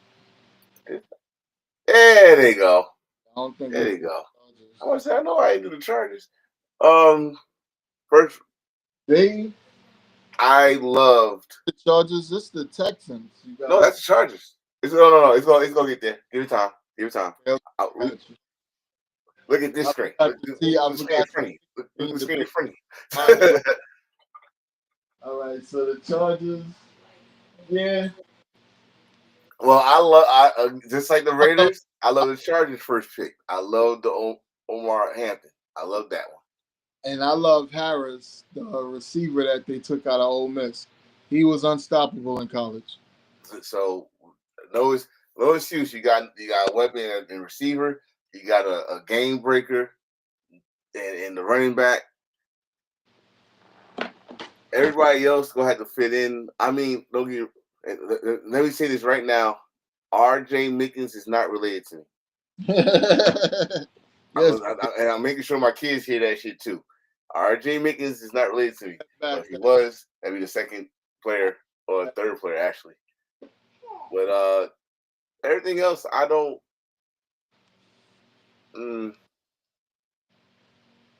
I still give him like a B minus. Yeah, I like the job. Give him a B minus. But I love that first one because I thought the Raiders was gonna get him. Yeah, I did too. It was shocking. They was gonna get Genty. I thought the Cowboys was gonna take him at number 12. That's where I thought he was going. I thought he was either going to the Cowboys or to Denver. Ooh, he went to them. Yeah, I saw. But RJ Harvey is amazing too. So, like I said, you couldn't go wrong with no running back that you picked in this draft, bro. Everybody is a home run hitter. And what you had, everybody got to pick a quarterback first. Yeah, Let's go back to the days when running backs ruled the draft. I'm not gonna lie, bro. I have never seen an organization try to give a quarterback more weapons than the Texans have done this offseason. They drafted both the number 1 and number 2 receivers out of Iowa State. They traded for boy off the Jaguars, Christian Kirk. They already got Nico Collins, who's a top 10 receiver. Bro, when I say they just went crazy, trying to bring him some weapons. I mean, they got how you feel about their defense? Got another running back with Woody Marks out of USC to put with homeboy they already got. Like, these dudes was not Lackey. Lackey is a great tight end that they got in a late round practically for free.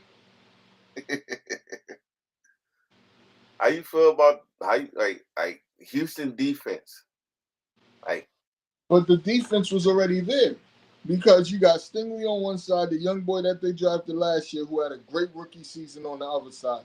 You paid your tight end, your safety Petrie. You got 2 of the top pass rushers in the league in Anderson and the dude that they got from the Vikings. They got one of the best linebackers in the NFL.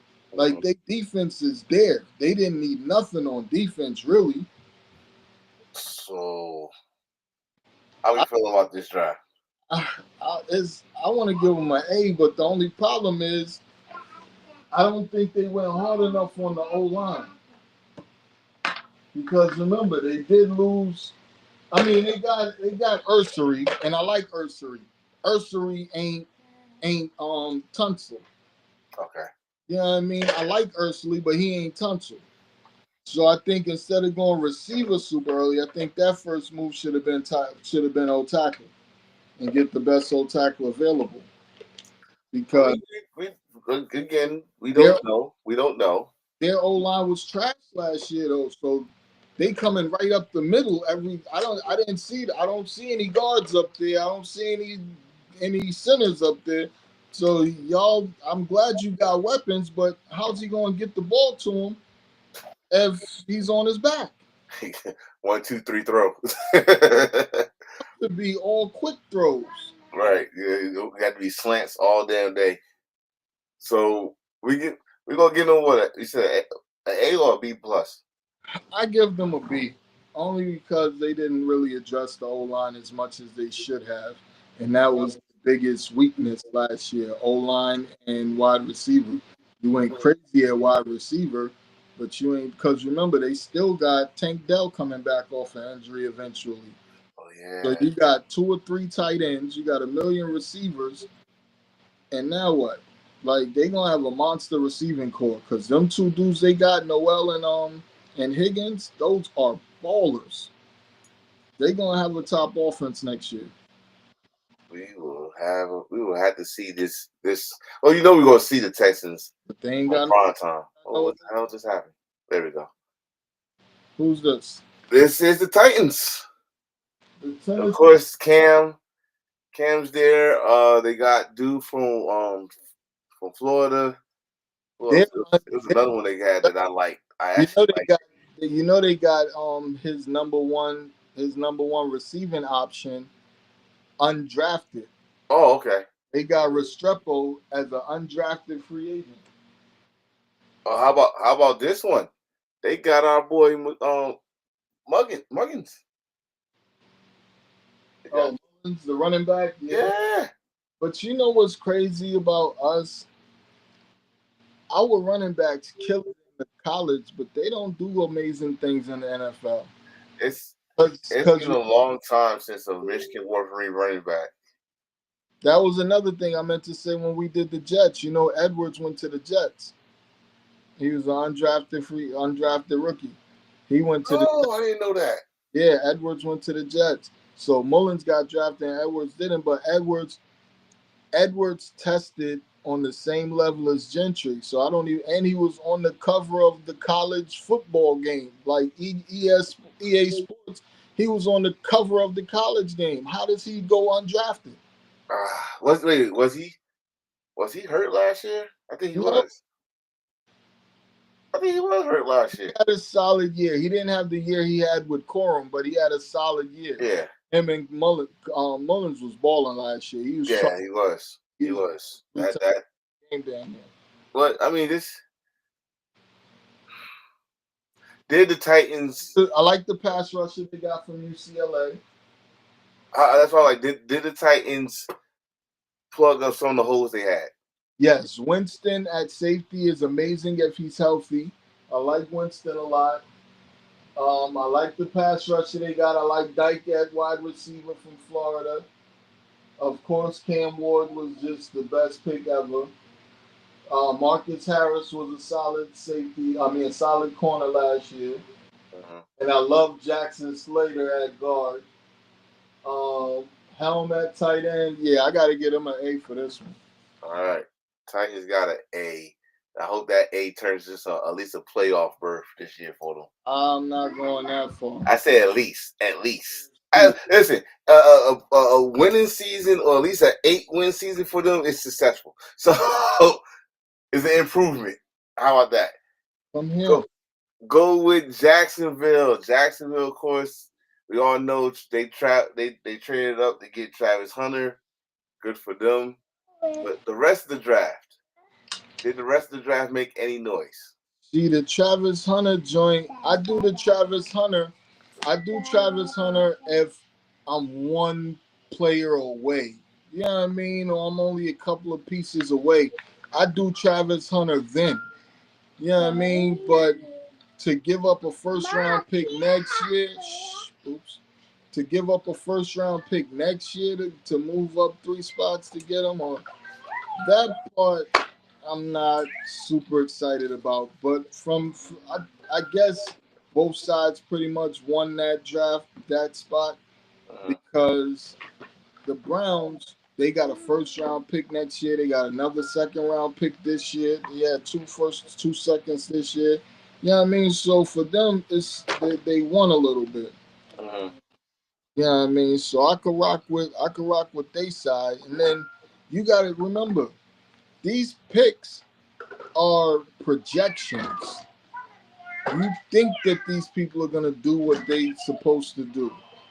You know what I mean? You don't know what Travis Hunter's going to do. Yeah, he was an amazing college athlete. That don't mean it's going to translate to the NFL. Exactly. So we got on this draft. This is more of a let's wait and see what happens. I love when we talk about some history here. So history with Heisman Trophy winners, it's not a good percentage of how they do in the pros. Yeah, but I believe he's going to have a good career. I don't know. I can say he's going to be superstardom. You know, like it's some people we know that probably had, like, for example, Vinny Testaverde was a Heisman Trophy winner. But this is he's in the league for like 20 years. This is another reason why I prefer he play corner rather than receiver, because if he plays corner, he has more control over his career. Like if you're playing corner, your defensive tackle doesn't have to be amazing for you to have a good career. You just got to lock down the man that you own. Right. You know what I mean? Get you some interceptions and some pass breakups, and you're going to be considered one of the best. You know what I mean? So he has more control over his career at corner, where at receiver, his quarterback gotta have a good game for him to have a good game. Oof. You know what I mean? So he gotta hope Lawrence is out there balling. If Trevor does his thing, but then you're not even gonna be the number one receiver on the team. As a corner, you can lock down your side. They drafted the number one receiver last year in Brian Thomas. And that's the question. Like, but they couldn't go play. Creating a 1-2 punch. What What is he gonna play? Is he gonna play corner and then have like gadget plays for him to play wide receiver, or is he gonna play wide receiver? I think he's gonna play receiver, and they might bring him in on like nickel packages or something like that for corner if they play him at corner. All right, brother. Good But luck. Good luck. That's all I can say. Good luck. I think for him, it would you want to be out here and play both ways. I think you would be amazing if you just pick a side. Yeah. I mean, and just focus on that one side because, like we was talking about earlier, the playbook is way bigger in the NFL. So for you to be trying to learn the defense and the offense, I'm not saying you're not smart enough to do it. I'm just saying that ain't gonna be easy. Not easy, and you're giving yourself a great amount, higher percentage of getting injured. So, but the Jaguars, I'm giving y'all a C because y'all was all over the place this time. So, but again, y'all in the wide open north or south, AFC South. It's not like the Texans are the champions, but it's still open. Like y'all still have a chance, I guess. So I give y'all a C. That's about it. Next is the Colts.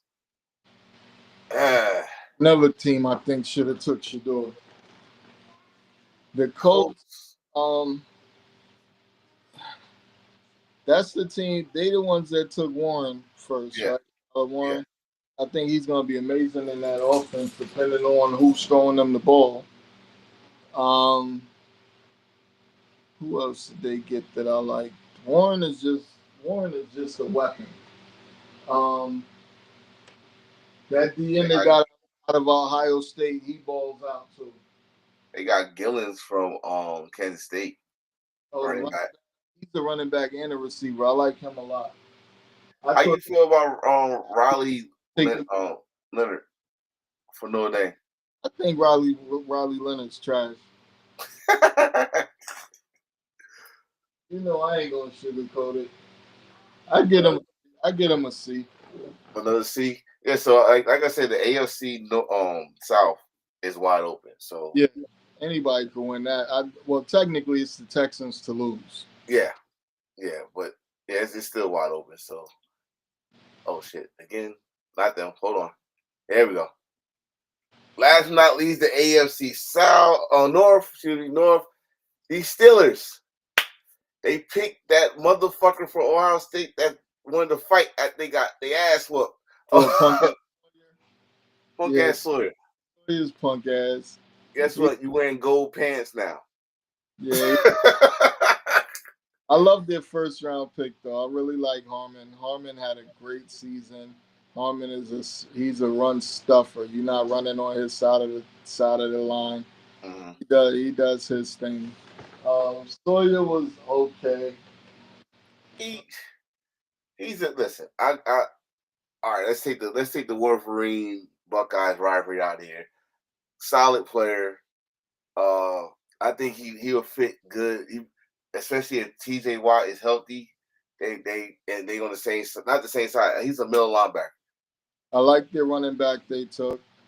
For Iowa, yeah.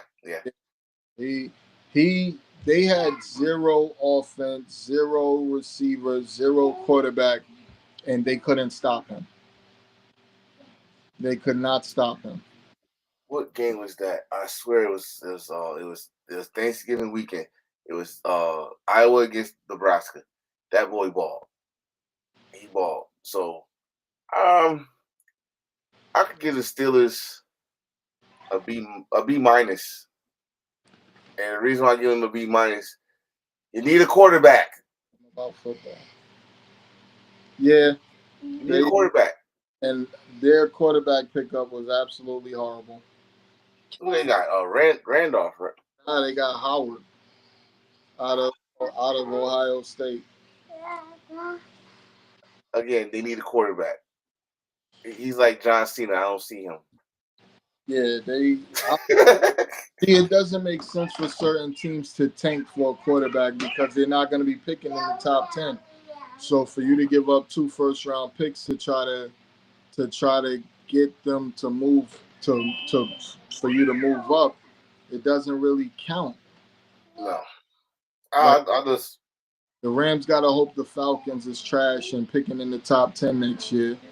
Or them 2 first-round picks don't really mean a whole lot in terms of move.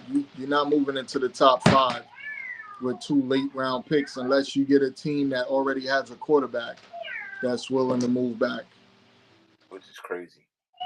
And then, like I said, you see how this year they projected Beck to be a number 1 pick and Ewers to be the number 2 pick and Sanders to be the number 3 pick, and none of them went in the first round. All of them was 5th round or later. I thought Beck stayed in college. Yeah, he transferred and he's making $8 million a year to play for Miami next year. What's the point of coming to the pros? Which is what Ewers should have did, because Ewers was getting offered $8 million for 1 year to transfer. Now you're making $800,000. You could have made $8 million to transfer and play in college 1 more year and come out next year, but I think he was scared because of the competition that's coming out next year. He thought he bet on himself and lost. Yeah. He was supposed, but look, Cam Ward is the complete opposite. He bet on himself and won because he declared for the draft last year and was only projected to be a 5th round pick. Oh, damn.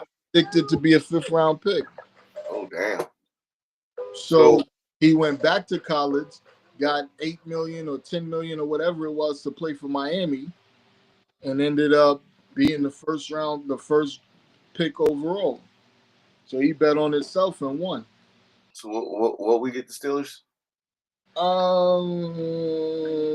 I give him a C plus. Okay. Running back to D tackle, but after that gets a little muggy. That's fair. We talking about those Ravens now. Did they fix their pothole problem? The Ravens are like the Eagles. The only thing the Ravens don't do well is pick wide receivers. If they could get the receiver part down packed where they went and got a number 1 receiver, they would be absolutely unstoppable. But they, for some reason, refuse to fix that one part, and I don't understand what's wrong with them. They did draft dude from Colorado, but not for number 1 receiver spot though. Yeah, who they get? Shepard? Yeah, I think that's him.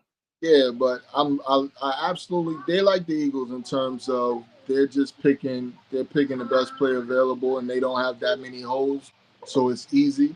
But that safety they took is gonna be a game changer. They went and got Starks, and now you got Starks and Hamilton. Like, bro, that's almost not fair.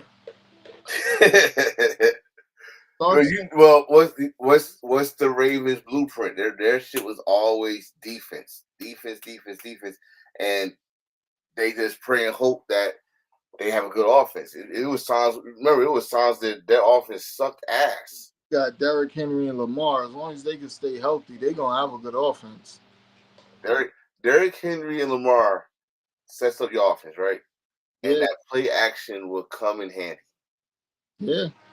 And then play action will come in handy. They got washed up over the hill Hopkins. Now we saying this shit now. If Hopkins ball out, which we saying if, that's like capital I, capital F. If he balls out. I haven't seen it in years, so I'm not even worried about that. All right. What we giving the Ravens? I give them a B plus to an A minus. I'm just giving a solid B. I see a lot of big boys in that picture. Yeah, yeah, bro. They beefed up on both sides of the line. I think they picked up a pass rusher. Like they trying to do something. They trying to do some things. I hope so, because in my opinion, the window is closing for Lamar. I don't want to see no MVP. Okay, you got 2 of them. The window to be open before it can close. And just because they went to the AFC Championship one time, for me, it doesn't mean that the window was ever open, because they haven't proven anything in the playoffs.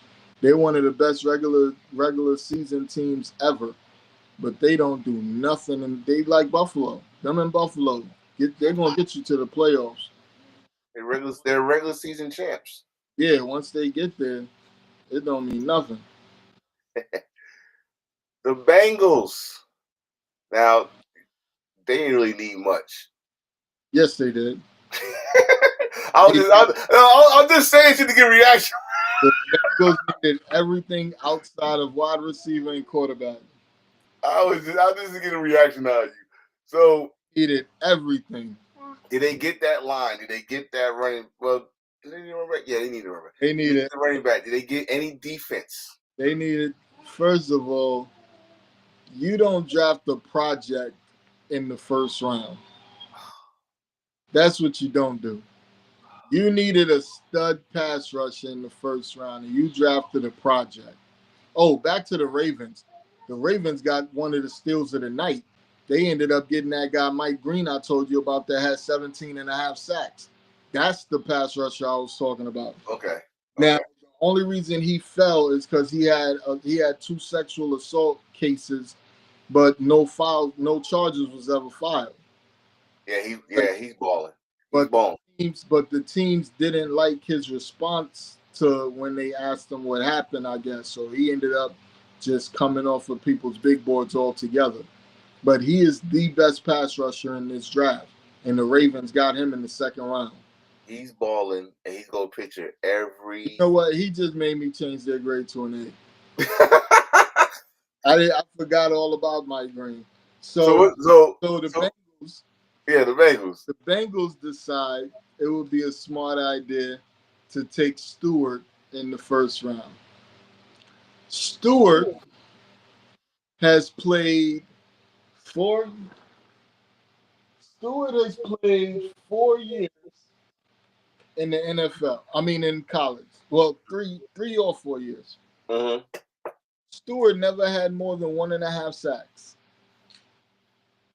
Stewart ended his college career. He played 3 years, had 1.5 sacks every year. Stewart is one of those freak athletes where you look at him and think, "Oh my God, I'm getting an amazing player." Then you put him. He's Jadeveon Clowney's son. You see this magnificent specimen of a man. He's big, he's fast, he's strong, until he gets on the field. He gets on the field, you wonder what is wrong with this guy. Why is he so bad? He is an athletic beast. So do they think they could mold him into something? You know, when a woman starts dating a guy that they think they could change into the perfect man, and he still is the same man after they get with him. That's the Bengals. The Bengals are the woman, and he is the man. I absolutely love their second pick. Knight is a fast. He gets to the ball, can cover, running linebacker. He is a problem. Fairchild is a beast also on the O-line. They really needed Fairchild. I like Carter at linebacker too. So they got 2 stud linebackers. They got a decent tackle in Rivers. And they got a great running back in Brooks. So I'll give their draft a B. I give the draft a B, but that first round pick, Lord have mercy, what was y'all smoking? Bro, Cincinnati, do something. All they cared about is how he tested at the combine. I mean, listen, hey, Cincinnati. The combine get people paid. Yeah. The combine get people paid because I wouldn't have took him nowhere before maybe the 4th round. Wow. But he was getting first round projections all year, all off season. I'm starting to look like I don't think evaluators look at college football at all. They don't watch the game film. They just go off of, I don't know, maybe they homeboy hit him up and told him, "Yo, you should like this guy." I took a big chance, but I guess glad you got picked. Congratulations. Do what you gotta do. That's all I'm saying. Do what you gotta do. You said a B? I give the rest of it a B. What you give it total? Total. If I gotta put him in it, they getting a C plus. You gotta put him in it. I take him out and just go off for the other 5 guys. I give them a B. You gotta put him in. They drafted him. You gotta put him in. So it's a C. I think that was an accident. They didn't mean to do it. They tried to take it back, but they couldn't. Last but not least, Cleveland. I'm gonna ask this again. I asked this. What Cleveland. took you so long? You know how I feel about our boy. You put him next to Garrett, that's going to be a problem for any defense that they go against. Damn, that's scary. That's scary. Judkins is an amazing running back. We talked about this shit last week. I like that Graham got picked bottom, and now you got him. Schlesinger is an amazing linebacker. Fan is an amazing tight end. Gabriel was the mistake of the draft. Oh, wow. Sampson is an amazing running back. And Sanders can ball. So I'll definitely give them an A. And they got an extra first-round pick next year. They had an extra second-round pick this year.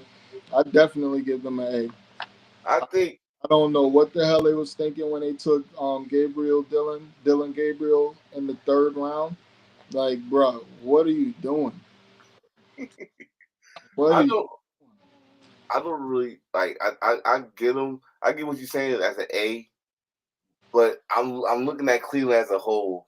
Like, Cleveland has talent. They just don't have the quarterback figured out. They got. I mean, think about it. Cleveland beat the Ravens last year. With Jameis Winston at quarterback. I think they beat the Steelers too, didn't they? Yeah. So Cleveland, they have talent. It's not like they're completely trash and can't play. I think they needed to go receiver either in the draft or in the offseason, because right now you pretty much just have Jerry Jeudy and the young boy that they had last year. But that's it, because Njoku can't stay healthy. Hopefully he doesn't try to burn himself up again. Mm-hmm. Fannon's going to be a problem. You know what I mean? He's the equivalent to me. He's the pro comp for him is Antonio Gates. For him is Antonio Gates. Oh. So let's get this elephant out the room. What week we see Shedeur make his NFL debut? Question is, do you see him make his NFL debut? Oh, yes. Listen. I know they humbled him and his daddy and all that stuff. But you're not gonna hold that talent. You got him now. No. First of all, for a 5th-round pick to make the team, you got to be extraordinary, or there got to be an injury. They're not gonna cut. They're not gonna cut Gabriel because they drafted him in the 3rd round, and you never just cut a 3rd-round pick the same year you draft him. It never happens. Flacco right now is the most talented, not talented, but the most pro ready for week 1. That's going to be their week 1 starter unless somebody just has an amazing camp. They traded for Pickett. They got 5 quarterbacks as of right now. Deshaun don't count. They're probably going to put Deshaun on the IR to try to save face. But the only one that I could see, the cut is between Pickett and Sanders. They're going to cut one of those 2 before the season starts, because you're only keeping 3 on the roster. The cut is between Pickett and Sanders, because Pickett, they gave up a 5th-round pick to get him, and Sanders, they gave up a 5th-round pick to get him. I'll say this. If Sanders balled out during the preseason, which he got to get the opportunity to ball out in the preseason. Like you said, a 5th round. I got to take my shit back now. But a 5th rounder, you got to at least get a half a quarter if you're a 5th rounder. Remember, they cut it down to 3 games instead of 4, so you don't even get that one game. I mean, they gonna use the 3rd game as That's a the audition. yeah. But my problem is practice. Practice, your first round might get 10 plays. Your second, not first round, but your first string might get 10 plays. Your second string might get 4. Your third string and fourth string are going to get between 2 and 1. So how do you show your talent if you don't have a whole lot of time to do it? So how about this one then? How about this question? Do you see them trading Shedeur? They possibly could. I see either him or Pickett getting cut. I don't know. I'm seeing Pickett. I would cut Pickett before I cut Shedeur, because even with Shedeur on the bench, it's going to have fans coming to the game, and it's going to have the media talking about your team every day. Yeah. So I don't think Pickett. Well, I ain't gonna say that, but I'm about to say what I'm gonna say. Did you see their reaction to him being drafted? Who, the coaches? The coach, the GM. The GM did a little like sarcastic clap. The coach looked like he was tired. Or he was like he was not interested. It's like they didn't even want, because they know what's going to bring. It's going to bring all on the media that they don't want, like the circus. They don't want that type of circus, but you're going to get it anyway. So you're going to have that circus no matter what. No matter what. So we gave Cleveland an A. All right, maybe yeah, because everybody else. All right. So we gave y'all the draft. Next episode, we're back on Friday. We just gotta see what's gonna happen until the preseason, because training camp is next. I am gonna keep my eye out for NFL Network and Twitter or X, whatever you want to call it, for any news when it comes to training camp. We're getting ready for training camp. Hey, you got anything to say before we get out of here, brother? Man, this has just been a fun week in football. I can't wait till preseason. I can't wait till August. I want to see what these teams look like. I think every team had a solid draft for the most part. Like, I didn't give nobody an F. So I think most teams. I think this draft class was deeper than people thought, just not at certain positions. Mm-hmm. You know, Atlanta ended up getting 2 players that should have been 4th round picks undrafted. Right. I mean, Nick Nash, I forget what school he went to. He was a beast in college. And then a cornerback, Bryant, that I was real high on in the draft, he went undrafted. You know what I mean? So I like, it was funny though. The Niners picked up an undrafted free agent. He's a wide receiver, 6'4". One of the analysts said that he's built like Tarzan, but he plays like Jane. I fell out my seat laughing at that, because homeboy plays. He got the skills and he got the size. Like, he's an Adonis. He's cut up. He can 200, 220, runs a 40, but he's soft. Well, I heard that shit from somewhere. Yeah, he said he built like Tarzan and plays like Jane. Oh my God, that's foul, bro. Whatchamacallit, I think he's gonna surprise everybody, make the team, and be productive. Terrell Owens' son for the 49ers. He got unsigned? Yeah, we undrafted. We drafted him last year, but we cut him because he got hurt in camp. He got signed him back? Injury cut, so we signed him back to the practice squad. Oh, so another son in the league. I like that. No problem. So, brother, appreciate you. I'm sorry that we had to come a day early, but my new schedule fucked it up. But we good.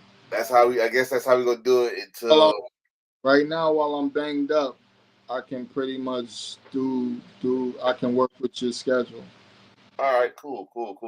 Summertime, we're gonna have to figure some things out. We might do a couple pre-recorded shows here and there, but for the most part, I got you, brother. Well, always appreciate you, always. And we'll be back on Friday, though. We'll be back on Friday. All right, bro.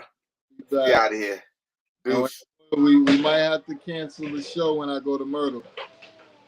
We might could do the show at Myrtle if I could go. Oh, you're right. We probably do it live. We might could do it at the show. I'm off that weekend where I got work on Monday. So we got mad people down there. So we're gonna have a super live background. Yeah. I don't miss those. But background. I'm gonna have to wear some headphones so I can hear you that day. Yes, sir. All right, brother. Be out of here. I'll probably hit you after the Knicks beat the Pistons tonight. They better beat the Pistons. They better. It's been over. Out the way. All right, man. All right, bro.